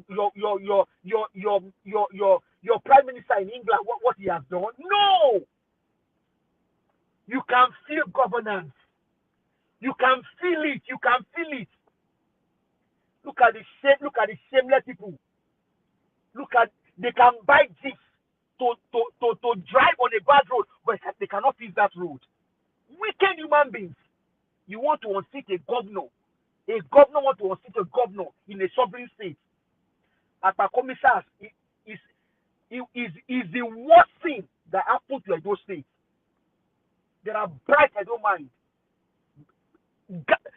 all over the world doing great things for the world. These guys should not be allowed to come back for second term. Let's begin to sing it now. Okpebolo is a one-time governor. He should not be allowed to come back. It is only sad that when we need voices that we are crying here about poverty, we don't see them anymore. Arise. It's time to fight, Nigerians. Arise and let's fight. These guys don't mean well. They will do anything. If they can behead a teacher in my own state or your state, they behead a math teacher, kidnap children. What can they not do? And you are telling me police is a game that will tend to behead your fellow human being. You must be smoking something. Mr. Elvis, God will bless you. You don't know what you are doing, but one day you will look back and you will say, "Oh, I did this." Continue, my brother. I am telling them on X handle. Just yesterday there was somebody that said it's mass ballot. I said, come and speak. So in case you see them, we will be telling them to come here and speak. All right, thank you. You are doing your best and your best appreciated. And we applaud you, sir. When I drop, please let me say because you are a great man. So the likes of Isaac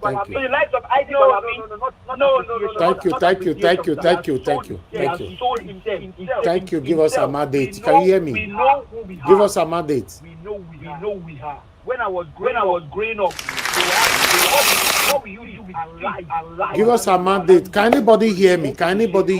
Help me call him. Yeah, Nigerians. Thank you very much. Give us a mandate. Does it mean you were not hearing me? Because this is becoming like it's a deliberate act sometimes now. You'll be calling people, they'll just by still be continuing like they did not hear you.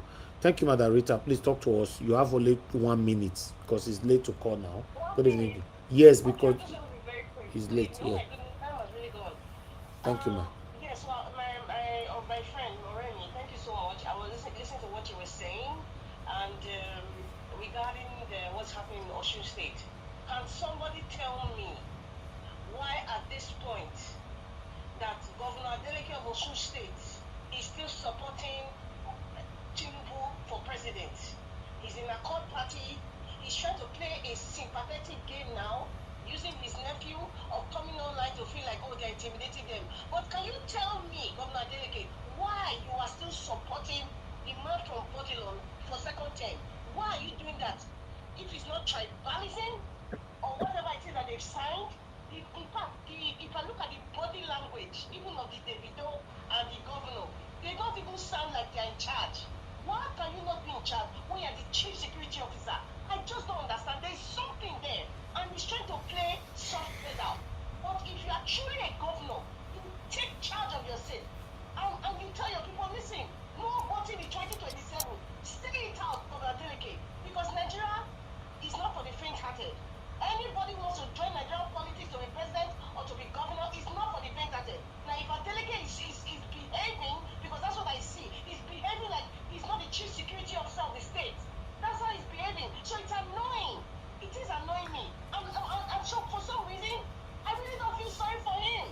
I don't feel, and Nigeria should not feel sorry for Osun State unless he takes charge, unless he tells Osun State and the entire world that they should not vote Bola Ahmed Tinubu for the president. Unless he takes that route. Please, my people, this is just another Fubara. I kid you not. It's just another, because what will happen if Osun State people say this is the man who are voting, guess what? They are going to pull the Fubara River State again, and that's what the man from Borno will do. They will put him there and put an administrator. That's the worst that can happen. Unless Adeleke stands firm and be a real governor, stop all this nonsense tribalism. I want to support a Yoruba person as president. But look at what he's doing to you. How can you be supporting your oppressor? How can you be supporting somebody who is choking you, who is gagging you? I just don't understand. Nobody should feel sorry for them. Thank you. They are just shooting up for sympathy. Meaning, I'm just watching. Thank you, Madam Rita. Let us see what will happen. Thank you. Thank you, ma. Thank you so much. Okay, thank you very much, my people. I appreciate you all. I would like us to move on to those that have not said anything. Oga Jonathan, thank you, sir. Good evening to you. Please talk to us. Thank you, Mr. Elvis. I greet you. Thank you, sir. I'm echoing there. I don't know. Okay. I greet you, Mr. Elvis. Good evening there. God bless you. for the good work you are doing. And fellow panelists, I greet you all, guys, too. You're all welcome. God bless you greatly. Mommy Diaspora, good evening once again. God bless you greatly. And all the callers, my fellow commenters, I greet you all. You're all welcome. God bless you abundantly. Yeah, let me start from where Madam Rita stopped. And she spoke, she just spoke what, part of what I, noted to mention in my submission. And I don't think I'll be able to do a better job. He has been able to use the limited time to say it. So you know where I will be coming from. There is this phrase. There's this phrase, they say, have your cake and eat it too. That is the original phrase. The original phrase. Have your cake and eat it too. But simply put, you can't have your cake and eat it too. You can't. You can't. I will start from there. I'll start with Osun State. Nigeria is a soap opera. As I've said, you know what? Soap opera. All of us know when you have a soap opera, you will be watching the same thing over and over and over again. And if you get into it, you can get stuck into it for years, even for decades, but it will be same thing over and over again. Yes, we've seen this before. We've seen this before. This is not new. We've seen it before. We've seen this scene, this act playing out in Osun State. We've seen it before. We all know. But we will not stop to call them out. This is ludicrous. It's the most it's the most ludicrous event happening now in this Nigerian story. A sitting governor who has no character. The problem is that he's suffering from character deficiency. This Adeleke. His character is what I just described it as. I listen, I've been following it for the past 2 days. It's just character deficiency when a man lacks character. But you have taken the people for a fool. As with most, it's not only him, as with most Nigerian politicians, that is their problem. They lack what we call character.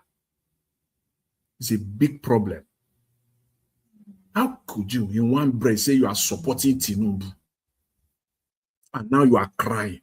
You think Nigerians are fools? But anyway, that's the presumption that most Nigerian politicians have come to, that Nigerians are just fools. In fact, they put all Nigerians. It is only some class of Nigerians, in which I belong, that we have decided that we are not in that basket. Never. But for Nigerian politicians that lacks character deeply, they have boxed all Nigerians into one basket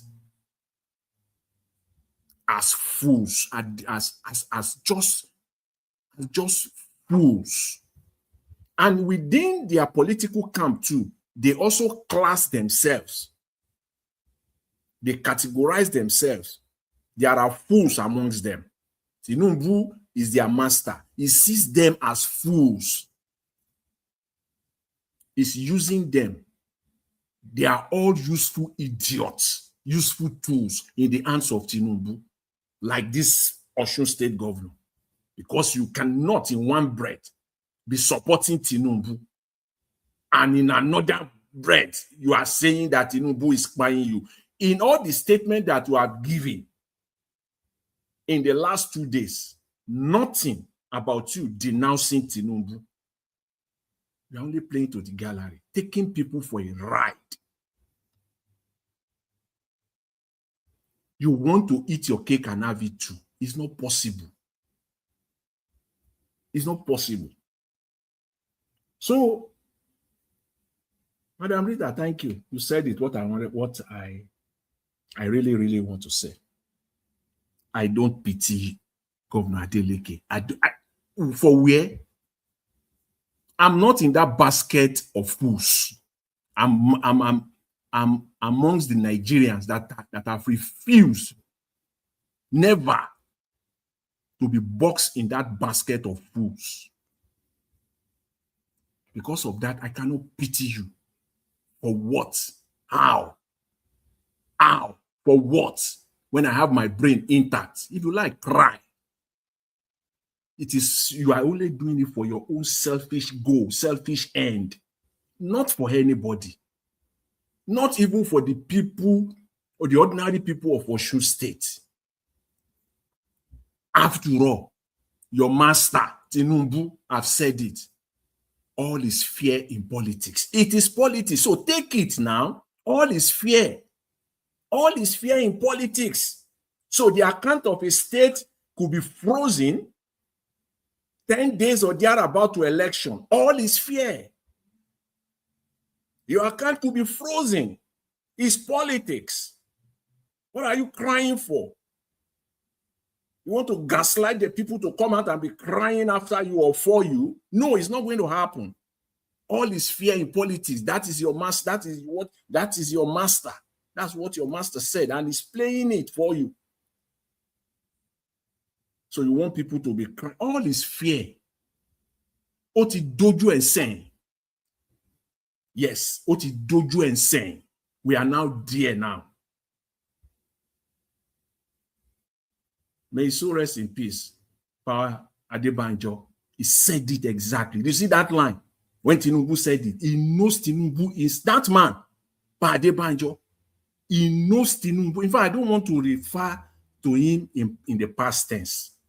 The man knows Tinubu inside out. He said in one of his famous videos during 2022-2023, one of the interviews that he had in his sitting room, and he said, you see that seat beside me? That was where Tinubu sat. Tinubu sat there, right there, during the Afenifere battle. And he told Tinubu that, please take it easy. You don't have to fight. Let us resolve it. And Tinubu told him, he said, he sat here on that seat here. He told me, Oti dojo and saying, it has now come. Whatever it takes, we are going to give. Whatever it takes, we will give it. He said so. He said, Oti dojo and saying, and that is Tinubu for you.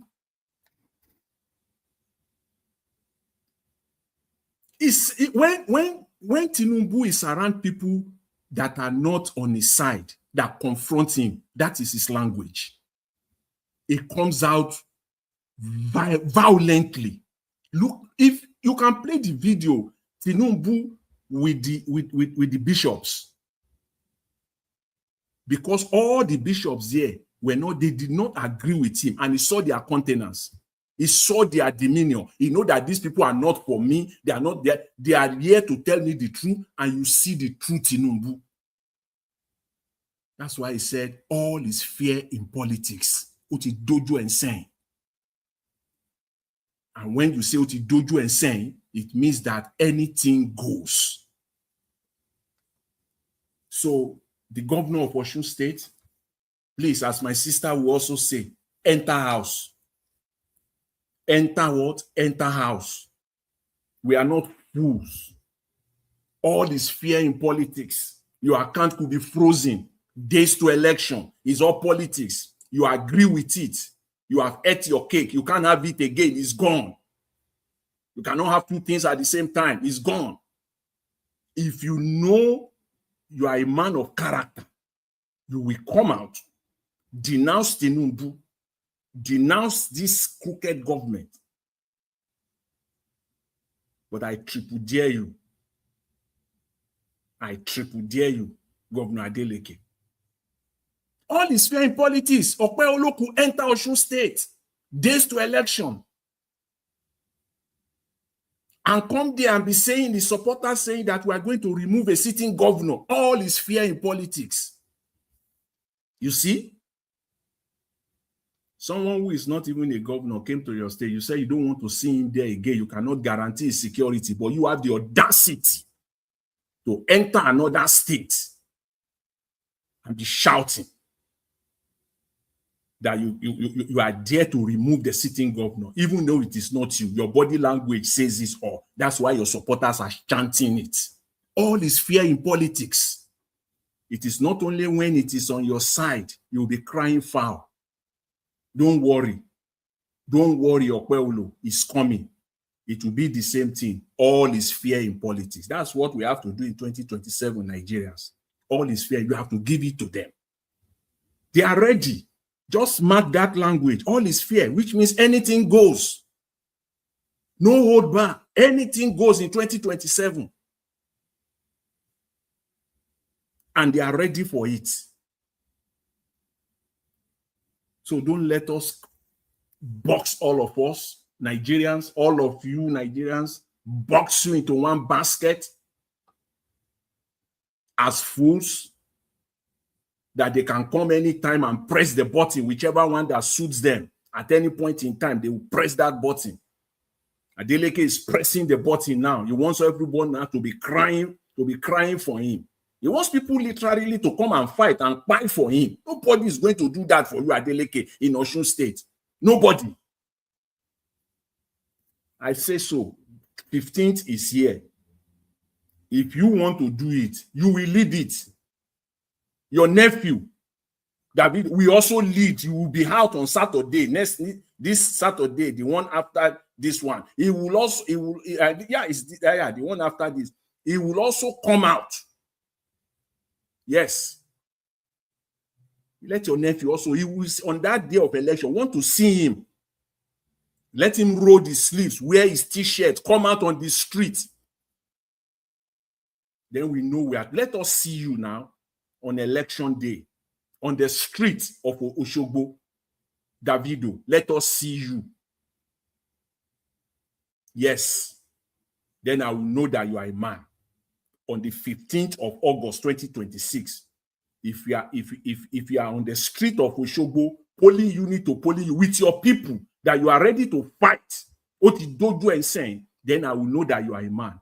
Short of that, please enter house and don't come and gas. Nobody will die for you or for your family. Rubbish.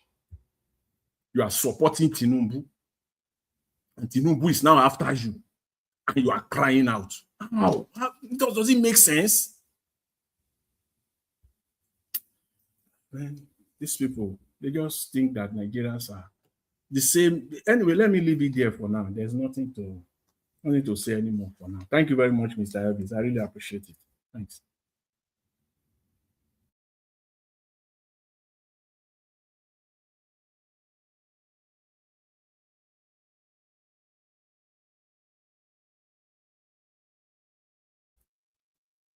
Hello?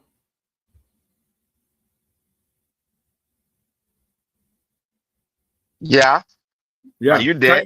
Were you hearing me, Mr. Black Panther? Yeah, I heard you all throughout. All through. Okay. I stopped. I just stopped now because I don't want to get into another territory. If there is time, I'll touch on the other one or two things I want to talk about. I think this survives for now. This Osun thing. This Osun rubbish nonsense. Thank you. Mr. Jonathan, you did let it in the pause your belly. Hey, I want to thank everybody. Thank Nigeria Watch for a good work. I want to thank Mommy Diaspora and everyone that has been glued to this channel, and those that have contributed with their finances. I will say, may God continue to bless you guys and enrich wherever you brought that money from. It will not deplete. It will continually grow in Jesus' mighty name. Now, let's go to the kitty. What is going on? You see, I am not moved.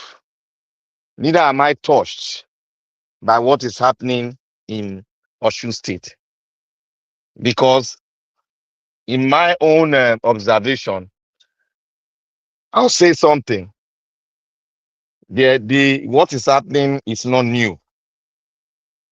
Like I always say, the Nigerian politicians will never change, and they are portraying their characters. You see, anytime politician does anything, remember this word: they cannot change. Then your mind will go to history straight.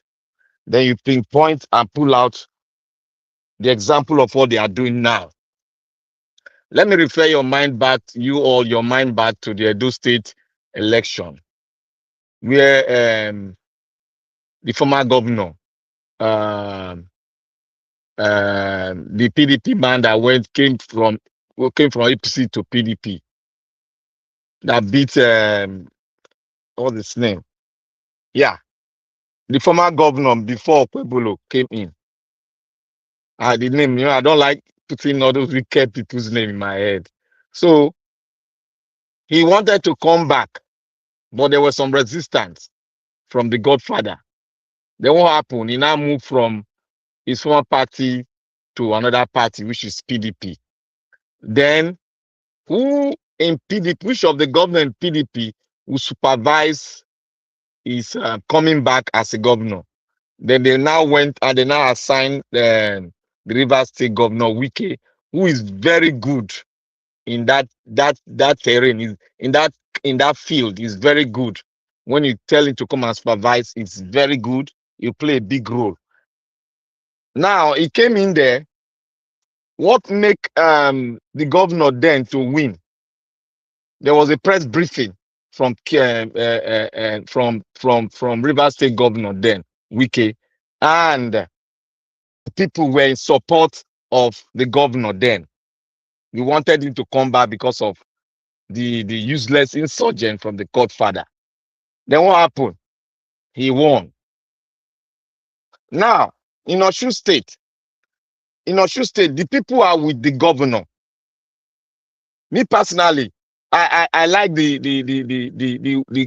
way the governor does these things, and is working averagely, because Osun State, the man that was there left it in a very big shambles. The man came in, paid all the arrears, continued to pay the salaries, and he continued to build roads and other infrastructures. But he's not doing what I expected of him, because he's a governor that he does one thing that I saw one day on the channel, where he was driving in a cab. He has to stop, and he saw a lady who was selling some stuff. So when he stopped, he now called the lady and I asked her some questions. The lady said it's a graduate. And I said, why are you selling akara or whether buns or akara? And I told the lady that, and I told his PA to take the lady's CV, let him, the lady said it's a shelf. So he now told the lady to take the PA to take the lady's CV, that they should find a spot for him in the State House. I was so glad. That thing gladdens the heart of everybody. And he continued to do that in his government. Now, the APC wanted, I think they designated the Imo State governor to come in. I don't know whether they changed their mind to bring in Ofebulu, who is like a juju priest to me. Ofebulu don't have any, he don't get any flair. He don't get any experience in what they've sent him to do. All this thing, all the police, all the security you saw with him is, it came through road. We cannot use plane. It came through road. Those security you saw with him is to guide him so that mistakenly any Boko Haram not come up for bush and they attack. Those security and entourage are just his entourage, a normal entourage of a governor. All those people talking nonsense, don't pay deaf ear to those ones now. Those ones are town criers, illiterates that are following. Those ones doesn't know. If it happen now, all those ones, they don't know tomorrow. Something might touch them, but governor, nothing will touch governor. So those are the things. They are adding under the auspices of governor, and they are infinitesimal in everything. They are just town crier. But the main thing there is that the governor has the back and support of his people because they said he's doing well in their state. The development the governor has done in that state, all throughout the 4 years of the APC governor, he didn't do 1/10 of it. So, and if you go around the state, you see that the governor is doing well. What the APC are doing, they are using thuggery. They are using all the kind of not convey this another a way of approach of unaliving people to scare them. But people are not scared. People are not scared. The governor is still in control. But I wouldn't say he deserves it. Let's look at it from this point of view. The governor's family has a very big investment, which the federal government gave a bidded for it. And the federal government, you know how they do. They can easily make the business, ruffle the business, and the senior brother will lose his business. So one, it's protecting the side of senior brother, because if you look at it, when he was in PDP, he knows that if he stays in PDP, Wike might block him, and that might be a very good tactic to take him out. But he now went to Accord. He went to Accord in order to save his political, his family's wealth or businesses. He has to do what? He has to say in public that he is supporting APC presidency, so that will reduce the pressure on his senior brother, who is the sponsor of his ambition. Anywhere he goes, the senior brother is the financial sponsor of his political ambition. So that's a place where the guy cannot blank his senior brother. There's no how you can say, oh, I don't care. No, you must care because of the investment of your family, your family investment. You must care. If anybody or any one of us were placed in that kind of position, we almost do the same thing. This is where we find ourselves. If you are into this kind of politics they are doing, if we are into this kind of politics, you will find yourself saying you're supporting this, but you are going for the governor. So vote APC for president, then vote Accord for governor. But they know that thing that he's saying is just a lip service. The APC know it's just a lip service. He might get the governor, then on that day he's seated on the governor's seat. He might dish the president. He might say the people just vote the best candidate in the presidential election. That is why APC is trying to threaten him. They are threatening him. But on that Oshu ground, they are going to fight. They fought before. If you see the election of Oshu State, it has been neck to neck. There's no way you can rig it. The same result always come out every time. It's always neck to neck. But the APC has lost its position. They have lost their head because of the display of the presidency and kind of governance in the country. So that is why they are pushing, taking down some Accord people to scare them off the ballot, box. That is what they are doing. But they are not relenting. They are also pushing. They have their own plan. But what you are seeing in the picture, on the TV, is just a makeshift. They are just doing the needful, but they have their own plan. These people, they fight themselves. They know themselves. Adeleke doesn't want to use the full power of governance to start, bringing it down. If not, he will use it, and nothing the president will do. Nothing the president will do. He can use it. The president cannot impeach him. Neither can he say the state assembly, which Adeleke is in control of. So the only thing that he can use, he will use federal might, taking down all these supporters of Accord. That is what he's doing. So we should not die in their war. But let us look at it holistically with objectivity. Adeleke has a better chance than what you are seeing APC is doing. They are just playing a normal drum, which is normal. bring one governor, they make noise with siren. Nothing they happen now. The man is the incumbent and he has the support of the people. And the people, Osun State is peculiar, it's a small state. Even when the man was not a governor, when he came in against the APC man could not beat him now. This is the third time. APC was in power, he could not beat him. Now that he's in power, he won't beat him. They know where the result come from. They know each of one of them, they know where they rig to push the result. That's the problem now. You know why your that position that you analyze now, to some extent, it could be so. For when this whole thing started, that was my first inclination. That was the first thing that came to my mind. Because Nigerian politics, you must know. Yeah, you have to read. You must know inside before you can conclude. That was the first inclination. But the reason why I didn't go that route is that they are playing this rat race. Part of which you mentioned, Tinubu, as it stands right now, does not trust Adeleke. He doesn't trust him now. That's why he's coming with spying people.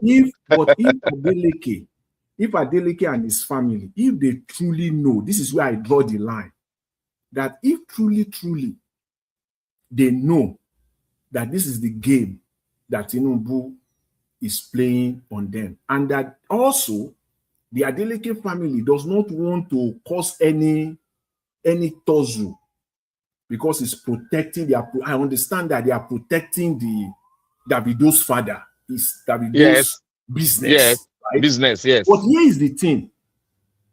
Then Davido's dad, when Tinubu took this decision to freeze the account, what they should have done is that you will just come out, make it public, and then finance everything through the back door. No. Look at it. No, they can't make it public. May I play that game with you there? May I make you understand why they didn't make it public? May I show you the picture? What I'm public, the one public that I'm saying is that they did that already, that they freeze the account. Let the people know. They did that they are frozen out the one of the account of the state, blah, blah, blah, which they did. And I think that they should have stopped there. And then don't create this fight. Stop there. Then use the machinery of your family to fight. No. You see, they cannot use the family. You see, they are delicate they are at an advantage. They are at an advantage position. Very, very big advantage. You see, when you freeze the account of a state governor without any concrete reason, and you didn't go through the due process, because no court, high court will just say free state account without hearing both sides very well. It's got to be an elongated issue. They just freeze it. And the reason why Adeleke don't want to fight that freezing of the account, he wants to use it to play politics so that he can get the remaining sympathizing vote from the APC supporters. Now look at it. What is the reason? Is it justified for him to freeze because he knows I am ahead of him, and he has been buying my people. And remember, the wife of the president has a role to play in this, because you remember when Adeleke, when they came to give him a crown as a chief, the woman was showing her anger by taking the mic from a state governor, which is illegal. She doesn't have that right to do that. Disrespectful. So on that premises, because Adeleke, maybe he had grudge against Adeleke, he needs to disgrace him and show it to the people that Adeleke no get power, if he dethrone him. That was why she did that thing. But that thing she did, she never knew it was an advantage to Adeleke in politics. She doesn't know politics very well. It's an advantage to Adeleke in politics. That is why the husband now is now using, because Adeleke has the people, and he has gotten chunk of APC voters because of what they've done. He started buying their people to scare them. out of You the see, polling booth. you see that account that they freeze, that account deliberately. They know, you know, the Nigerian politicians. They know that what they are doing now. It's they know politics they are that playing. they know that is the money they want to use to finance this election. Yes. And they know that that's the money, and then they went after that so that to kind of incapacity. Mr. them. Jonathan. Yeah. See, yeah. let me listen to what Okpebolo have to say about Adeleke. Before somebody sign paper, you dance. Are you not tired? For 4 years, this man has been dancing. Before he take breakfast, before he drink tea, he will dance. I was asking my friend, and I said, I can't even remember when I saw this man in our general meeting in Abuja. Before he even entered the plane, he will dance. Before he got there, we had closed. So he won't know what we are saying. He doesn't know the reality of today. If they bring money, chop that money from them, but don't vote for them. They said they have money to spend. Is that not so? Just collect the money, keep it in your pocket. That man is Obaseki's friend. You know we kick Obaseki out of Edo. So we have to kick his friend out of this place too. Edo people chop Obaseki's money, but they never vote for him. But they kick him out. A governor that is not working, the best gift for him is to send him out of that state. If he's not working, what business does he have here? Does he have any business? Abojo! On the 15th, what are we doing? Are you not tired of dancing, governor? Oh yeah, bye to Jabba Jabba, bye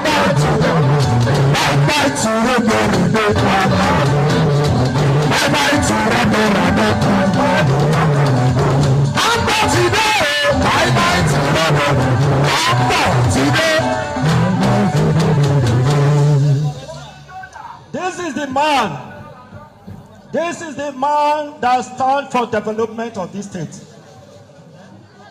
Your schools, this is the man that will develop your school. He will build road for you with concrete pavement. Road that will last for 80 years and above. The reality of today is somebody that will change it and make development for Osun State. What are you looking for? Is it not development?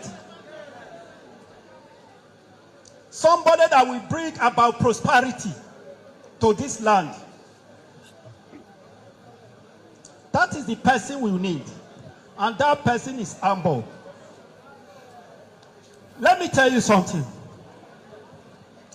The road I was passing, my tire was shaking. I said, is it the dancing road or the dancing governor's road? They said it's the dancing governor's road. But I want you to enjoy good road. And the man that will give you good road is humble. Are we ready? Also, are we ready to make a change? Are we ready to say bye to dancing? So that it's only when there is ceremony that people will go and dance. Not when it is business to save the people and save the land. Let me tell you, a governor that is working in a state is the president that is working in that state. Because every resources that governor is going to use is already provided by the president. So have you asked, where is your own resources in this state? Why are they not using it? Now the good news has come. Arewa! Arewa! Igbokwenu!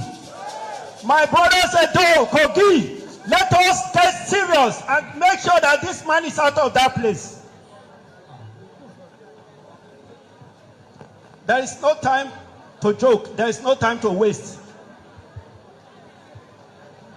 The time for us to call the progress into the state is now.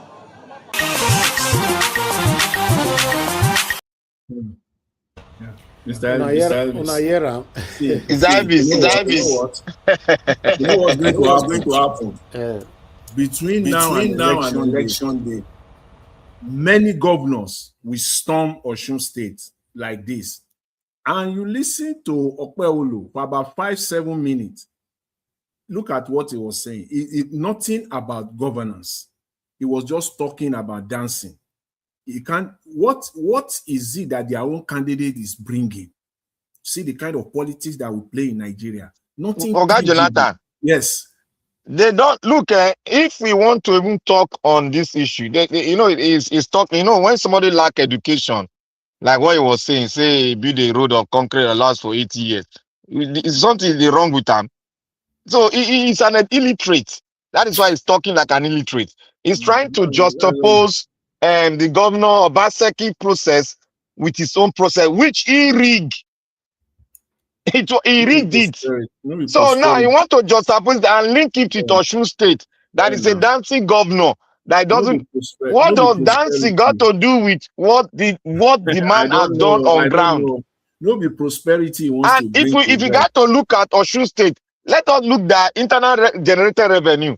This governor increased it, has increased it, and what is even coming to the state from the federal allocation is very minimum, very little. It's not that the issue I have with Adeleke is that supporting Tinubu. Why can't you stand? No, that issue is quite on to us. You have to think like what I said. It's quite understandable because one, if Adeleke had stayed in PDP, the ticket would have been taken from him. Now he moved to Accord where they have no leg. Now, how do they make him stop it? He had a meeting with them. Then he now said, I will support APC for presidency. Then APC will support me for governor. But the wife itself played a very major role because maybe she has a personal grievance with the governor, which she displayed on air. We all saw it. Then, after that display, the next thing that came up, they started unaliving the Accord the youth leader and some other members. So you see, things happen. It was a systematic process. The wife was the one that played a major role, which we can see. Because after that event, something then happened after that event. So that is to show us that the wife is playing a big role in this issue. But it backfired on them. It backfired because the entire country spoke largely on the atrocity the wife did. The wife had to shrink in, and now what happened? The husband came in and started using thugs. So, but that still did not make the people to sway to his side. It even made it more difficult for him to win. That is why now is not doing the Wike approach. What the PDP did, that Wike is the one giving them the whole diaphragm. So what Wike did, that is what they are doing now.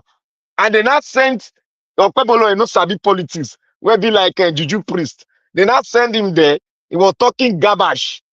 Instead of them to send an active person which is more active than like Wike, who is like a fighter on ground. But they now send Okpebolo who does not know, who is a stooge to the godfathers that made him who he is today. So the thing that is happening there is just Adeleke will go neck to neck. The last thing that will happen, they will go neck to neck. Because if you see the 2 times they did the election, it was neck to neck. Adeleke won twice. When is the election? I think it's this month. Is it this month? No, it's next week.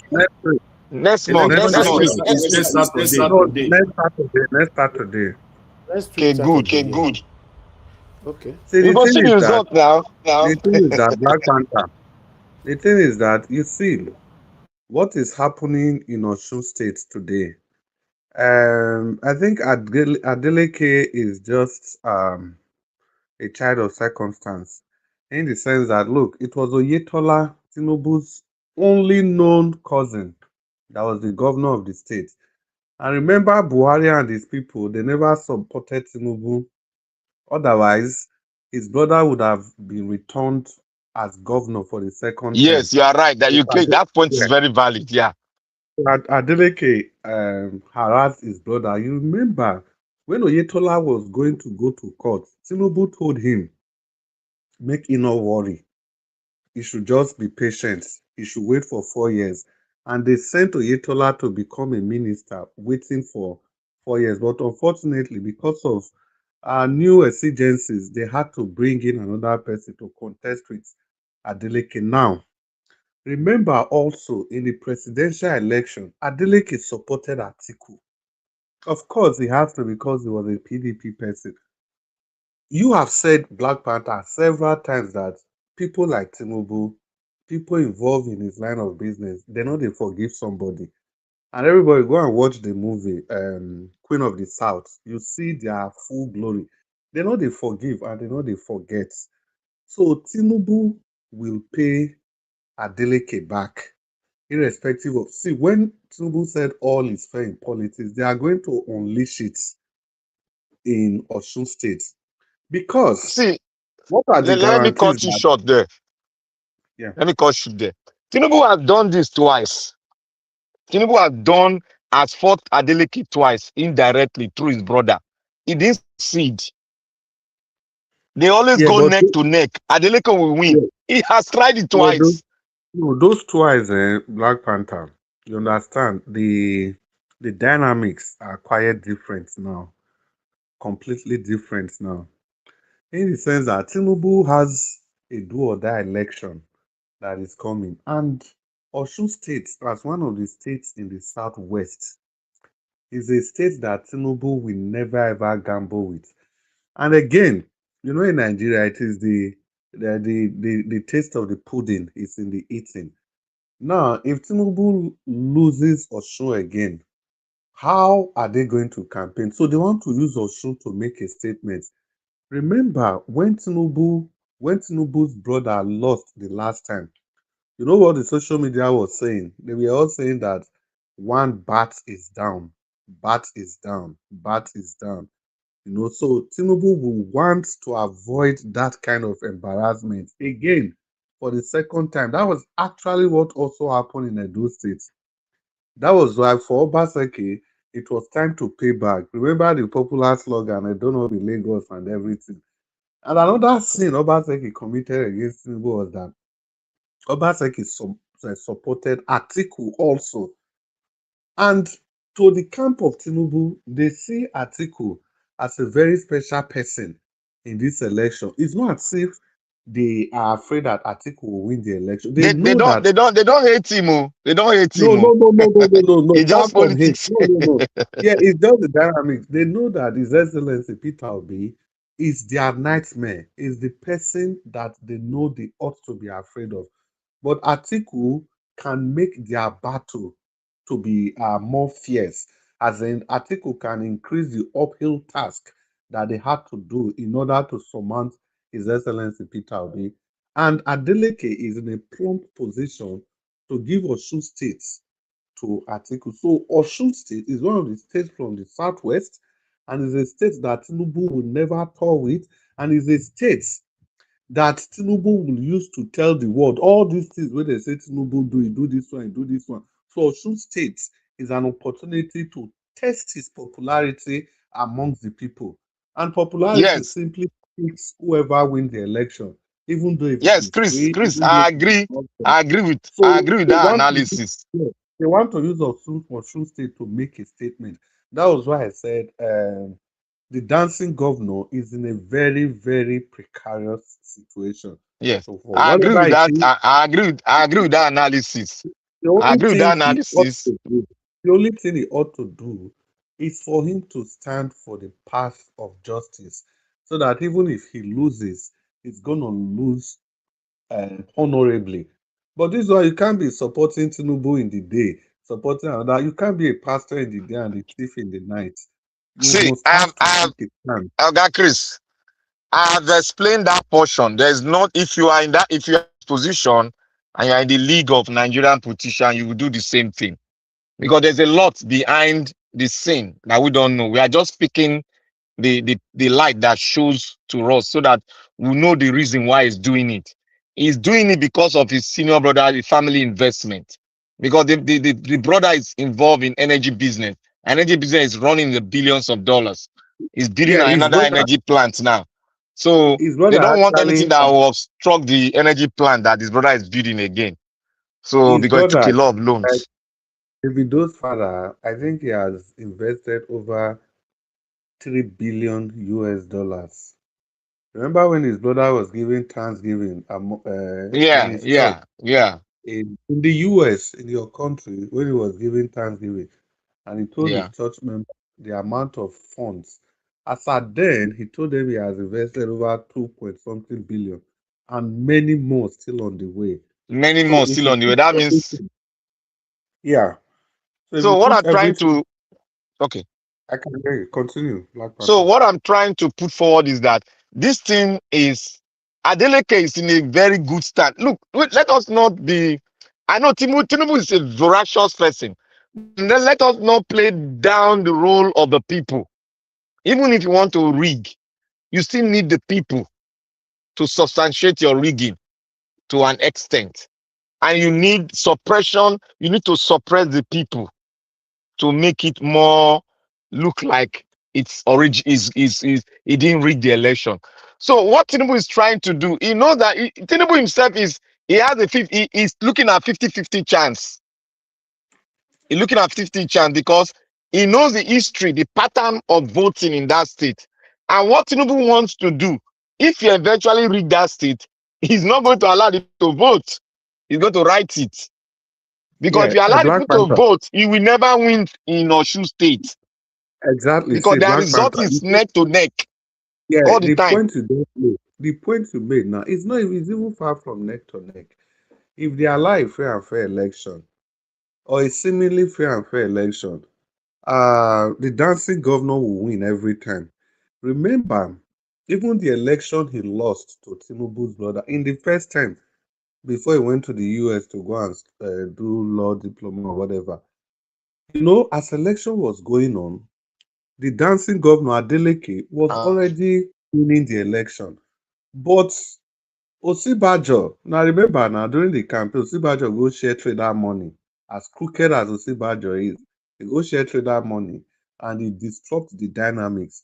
Now, as the election was going on, they can't declare inconclusive election.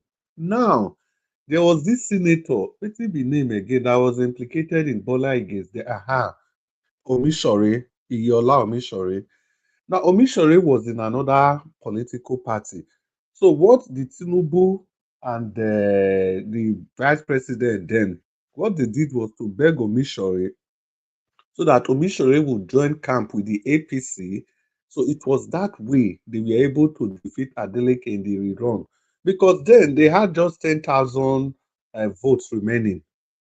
It was 10,000 votes. And when the APC, when they were bribing the people of Osun, see, I will use pidgin talk this one. They go put money on top of cutlass.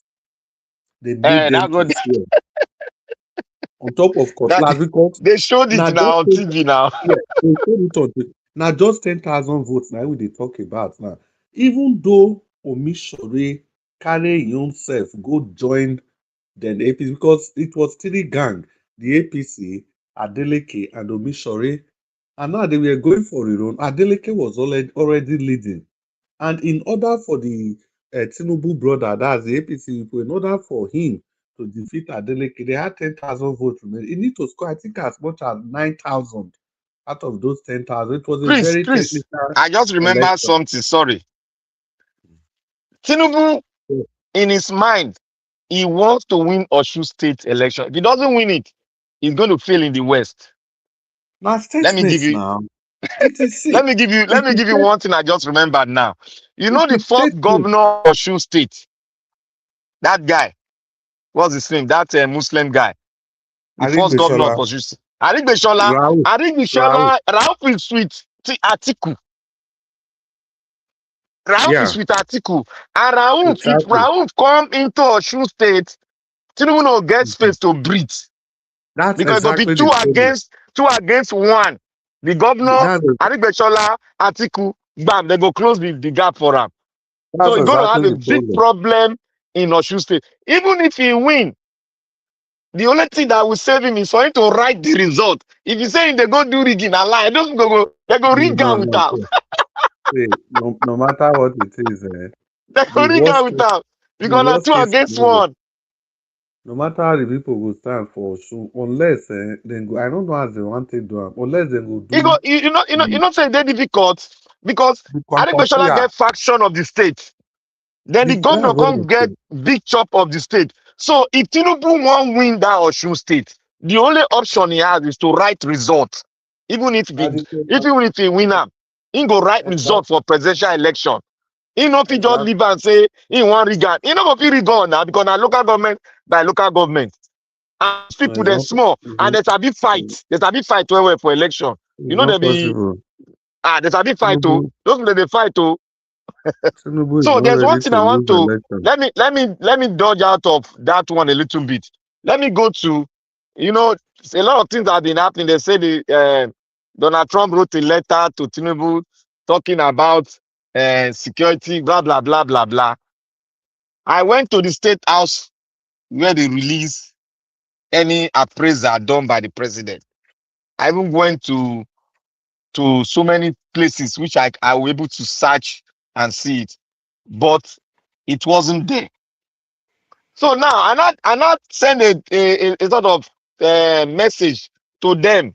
That is their chief press secretary.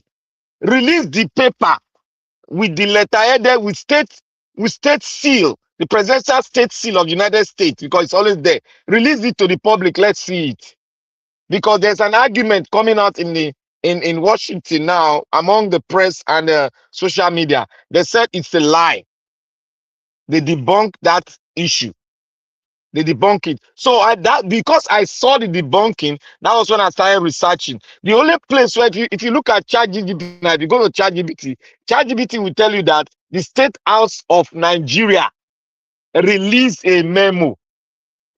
It did not say the State House in the US sent. I said type out. Let me tell you. Let me give you the letter where come from the State House in the United States towards that effect.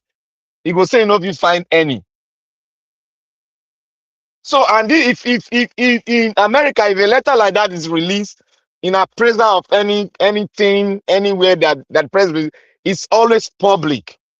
There's no secrecy in Yeah, it. It's always public for the people to yeah. see the letter. It's a No pride counter. for America for them to see it. So, but I don't Yeah, know where they got their lies. That's why I remember Oga Jonathan tell me that. I always remember that say anything that comes from these people, now lie.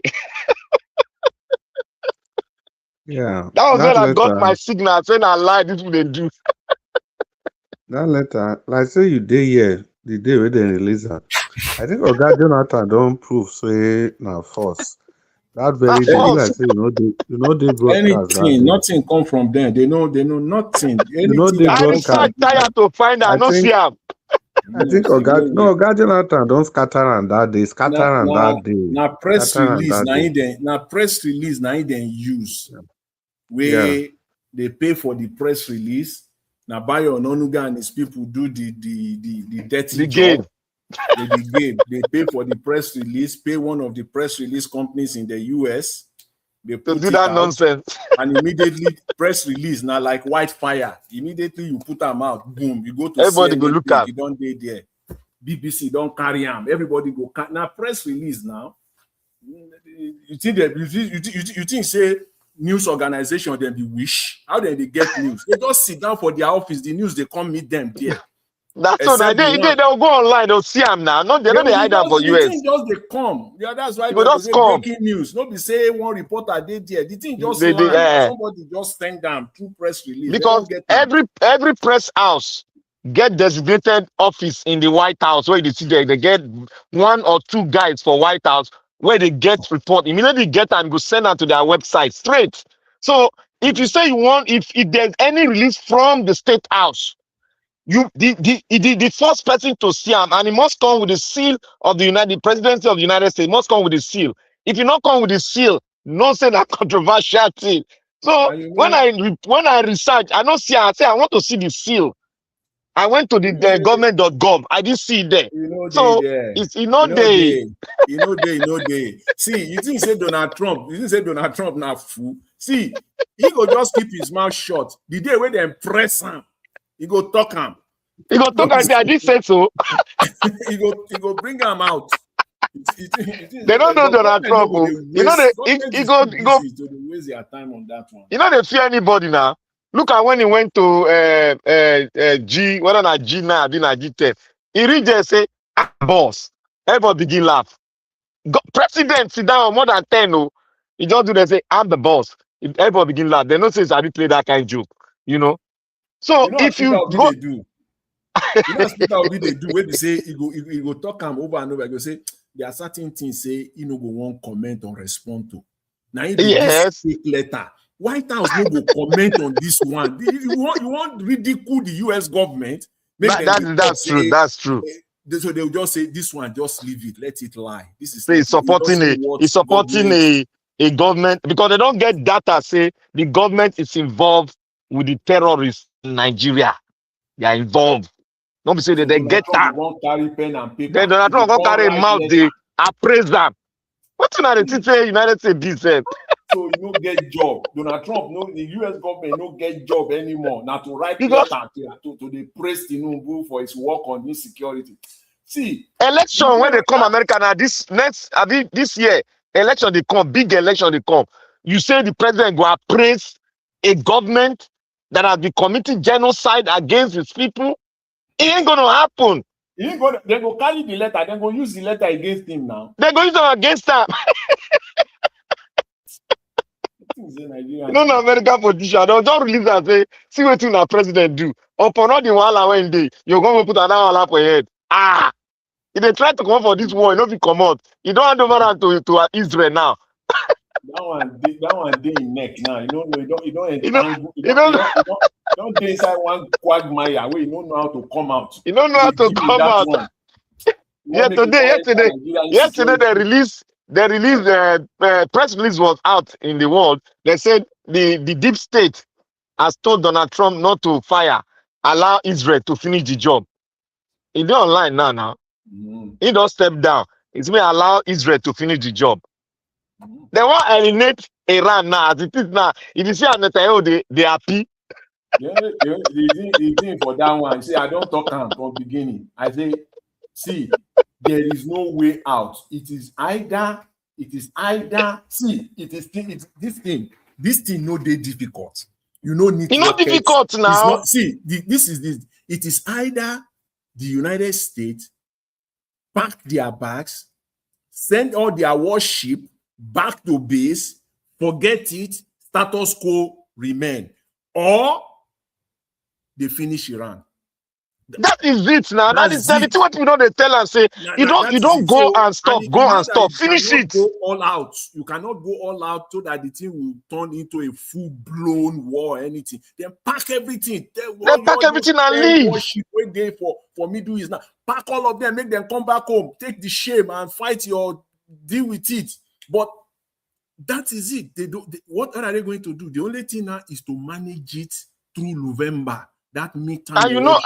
Say you didn't don't come on now because of the election. Don't come on. Don't give out to Israel. And say Netanyahu told him the last week before this one that they had. He told him that look, you don't fight with a terrorist nation that is designated as a terrorist nation worldwide. You don't go to a round table with them. They will not accept because of their beliefs. You are fighting against a belief, not against a nation. They rather die than to give up. So what you do, now in this matter, what you do, you design your war and we go in there and finish it. That's it. Nobody can do anything. Nobody can do anything. We go in there and finish it. You don't do that now. Donald Trump no one do that one. Now election the only leg go. You don't want do that one. You know, he's not ready. That is why I love George Bush. And you know, remember during the Iraqi war, George Bush was in a stalemate.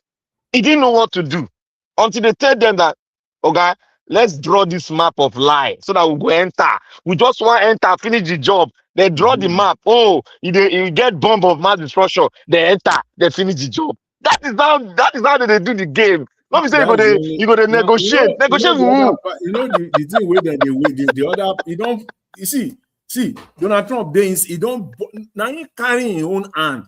Box, when they say somebody box himself inside corner, he box himself pata fully inside Oh one boy, corner. the guy don't get experience. If he say, okay, everything done, you see the first agreement where they sign, they finish them for America back home. They finish them. If you see press nearly finish and here. That's the why first agreement. He had to go back now. He abandoned. No, America. They say you sign, you want to pay them 30 billion. Now I say no, I didn't. see now so whatever is signed with Iran, whatever at all, any agreement is signed with Iran, it can never be to the advantage of America.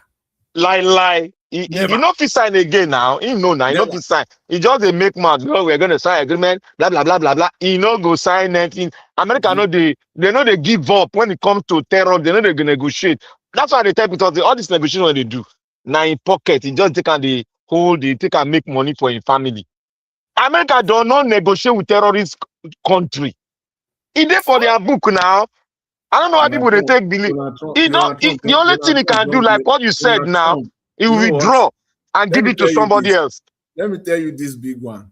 Donald Trump and his family, they don't make money for this Iran. They don't make money. Make I tell you one. Make I tell you one. See, you know the oil price, that oil price, it go drop, it go drop. On Sunday morning, Donald Trump will just come inside Air Force One. He go just say he's launching an attack on Iran. He go rise again. Boom, boom. So you understand this thing. So you understand the game where they do. I don't know if you understand that. People don't understand. Like and then after 5 days, Donald Trump will say, we have entered into an agreement. We're talking an agreement. Again, I don't know what the thing they laugh. Say some people just they wrong go back on these things for the past. They wrong. I thought you know see this when you talk now. We were analyzing it. Nobody ever thought about what you just said now. The people, you know, some people just know about politics. They don't know the geopolitics behind it. When I now told them that these people are making money somehow, they say how? I said, when you see the president talking in Air Force One said no more war, we are negotiating. Don't you know that the stock market goes up? See, I did watch. He get one. The thing just be like movie. But this one, you know, movie no be real. But this one I like movie, but it did very real. Immediately Donald Trump stand inside, you know the way they stand inside that Air Force One. Yeah, inside that Air Force One, the door. He go just talk. He go just say their entry. See, I'm telling you, as soon they talk him, as Donald Trump they talk him, money don't go up. Oil price don't go up by 10%. Stock market don't increase. It just go. By the time you wake up tomorrow morning, forget it. The thing don't go up already. That's what it's doing. The thing don't go up already. Then the world will just they talk. Everybody go just they analyze and they talk about them. They don't make their money. And then when they don't the problem there is that the politicians they know, but they don't go talk because all of them they make money. No, they all get investment in the stock and other things. Media. You see this thing where we they talk, American media woke up. You know, they not be like Nigerian media. American media, they go say, this thing, what thing they happen? You say, who they make money inside this thing? Who is the person where they make? The people are making money. Guess what they discovered last week or 2 weeks ago? It has never happened in the history of America. They can't say Donald Trump himself don't trade more than 2,000 trades. 2,000. But waiting them go to 2,000 trades. They're not doing now. They don't do anything now. The man is the president of the United States now. The man don't trade. And nobody say trade, say through proxy. Nah, him. He no send. He send anybody. They enter all these institutions, now these big institutions. They find out who they trade, under which name. You know what Kushner they do for Middle East? All the energy deal. Now the Kushner, that's the in-law. Now they finish all the deal for Middle East now. All the estate deal. Kushner, now they build all the Trump Tower all around the whole Middle East. Then they give our land free. The airport one where they drive now free. This Iran war no go anywhere. Donald Trump don't enter corner. Anyway. Israel don't enter on today now. America don't pull off. Israel don't enter on today. You go see bombing for everywhere for Iran now. The price go just go up, finish. But the you go just say Iran not there again. But the thing be say no way. America no go fit comot. America no. No, their ship. The ship still there, and the ship still there to guide against missile going to Israel, Tel Aviv. So what they want, they want what they agreed on was let them strike Israel, so that Israel will come in. But when they strike Israel, that last strike they did, Israel decided to withdraw because Donald Trump made them withdraw, made them to fight against the closure of that Strait of Hormuz, so that it not go affect, so that it go attract the European Union to come in, because he won't drag them in. No may not be like say now only US. So that thing drag Britain come, it drag France come. So the thing on this table now, all of them don't come. Then now Israel they don't attack Israel. So he can't withdraw because the press can't release one paper. See the deep state. When I say deep state, you know what they mean? Say make America withdraw.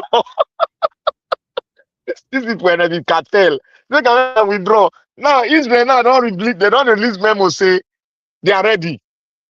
That Israel will do the last damage. That they are even happy, said, because they know they can wipe them out. They know everywhere that they hide. They get men on ground. Israel want to arm the Iranians to fight war. That is what they want to do. They don't want to pass through the Houthis in that Pakistan border. They don't want to pass through that place again.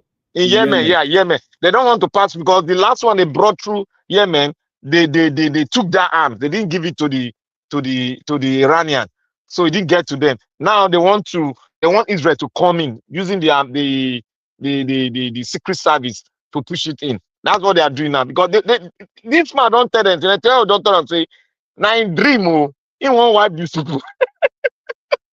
When he tell and say, "Let me wipe the leadership," Babati say na lie in the thoughts, if you do am. Only 1 week, give him. He finished the head of the government. Give another week, he finished 20. They get strike force inside already. Be like cell. Israel gets cell in Iran. Yeah, that's true. But they deactivate the cell because of the American push. So now they want to activate them again. You go see now. You go to hear boom boom for every corner. They know they fight war of carry ship go there, carry with ship. They're gonna use air and ground. Say Iran get ammunitions which they land for different areas for Israel. Yeah, then get that mountain. They get what they call this silo. It be like silo. Then go open up inside that mountain. Then go throw them. When they don't throw them, they will close them. They'll close them. You know where it come from, but you go get the GPS. But when you go there, go look, the mountain don't cover them. So Israel get them. Israel get the technology, but they know they give her out. Say the F-35, where do they use? Israel collect right from America to modernize it so that it go fly from here to Saudi Arabia without refueling. Israel has done it. That is what they are using. The state aircraft. They can use and fly from Israel, enter inside Iran, come back, go again without refueling. America now don't enter us. My only concern be say the kind of damage where Iran would do for Israel. And they don't care now. You know, to Israel, and they care. Go do for Israel. The only country where fight Egypt and the rest of, and they won the war. All They right, don't care. we are rounding up in 5 minutes. You know, say if na grand war, if to say na grand war, you for dey sure say Israel go finish them. But you see this year one, where this year one, we will say, and this Iranian now, the kind of stockpile where they get. They get stockpile. Where they get underground tunnel that look like a city. That's what they built. The stockpile where they get. Mr. Jonathan, see what this guy talk for comment section. I put on for screen.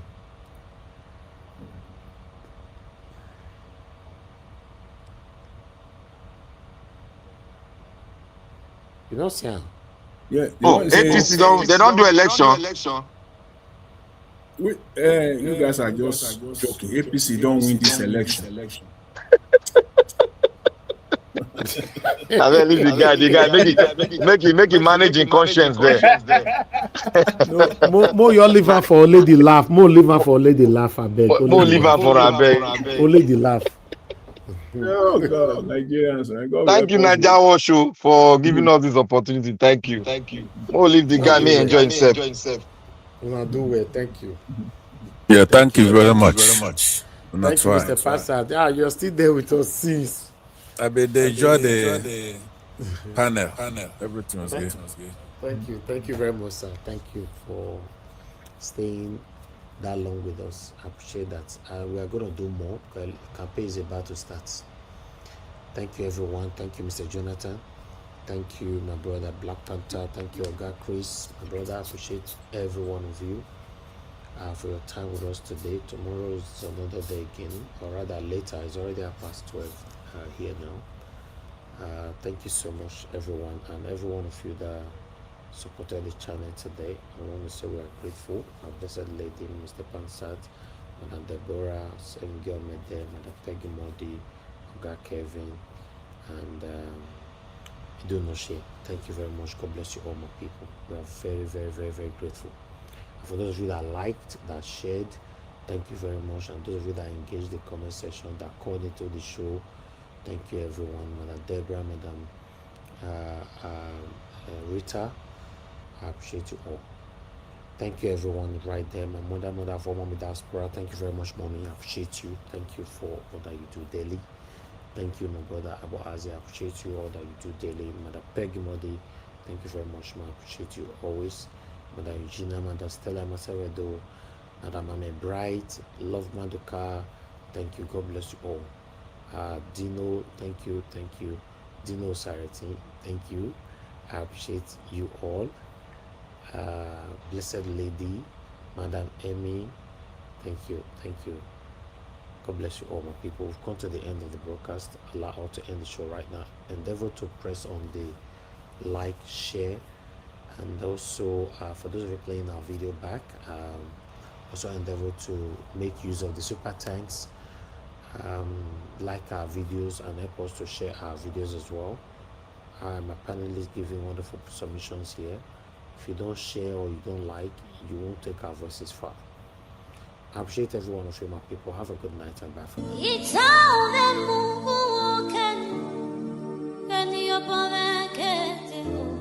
That's right.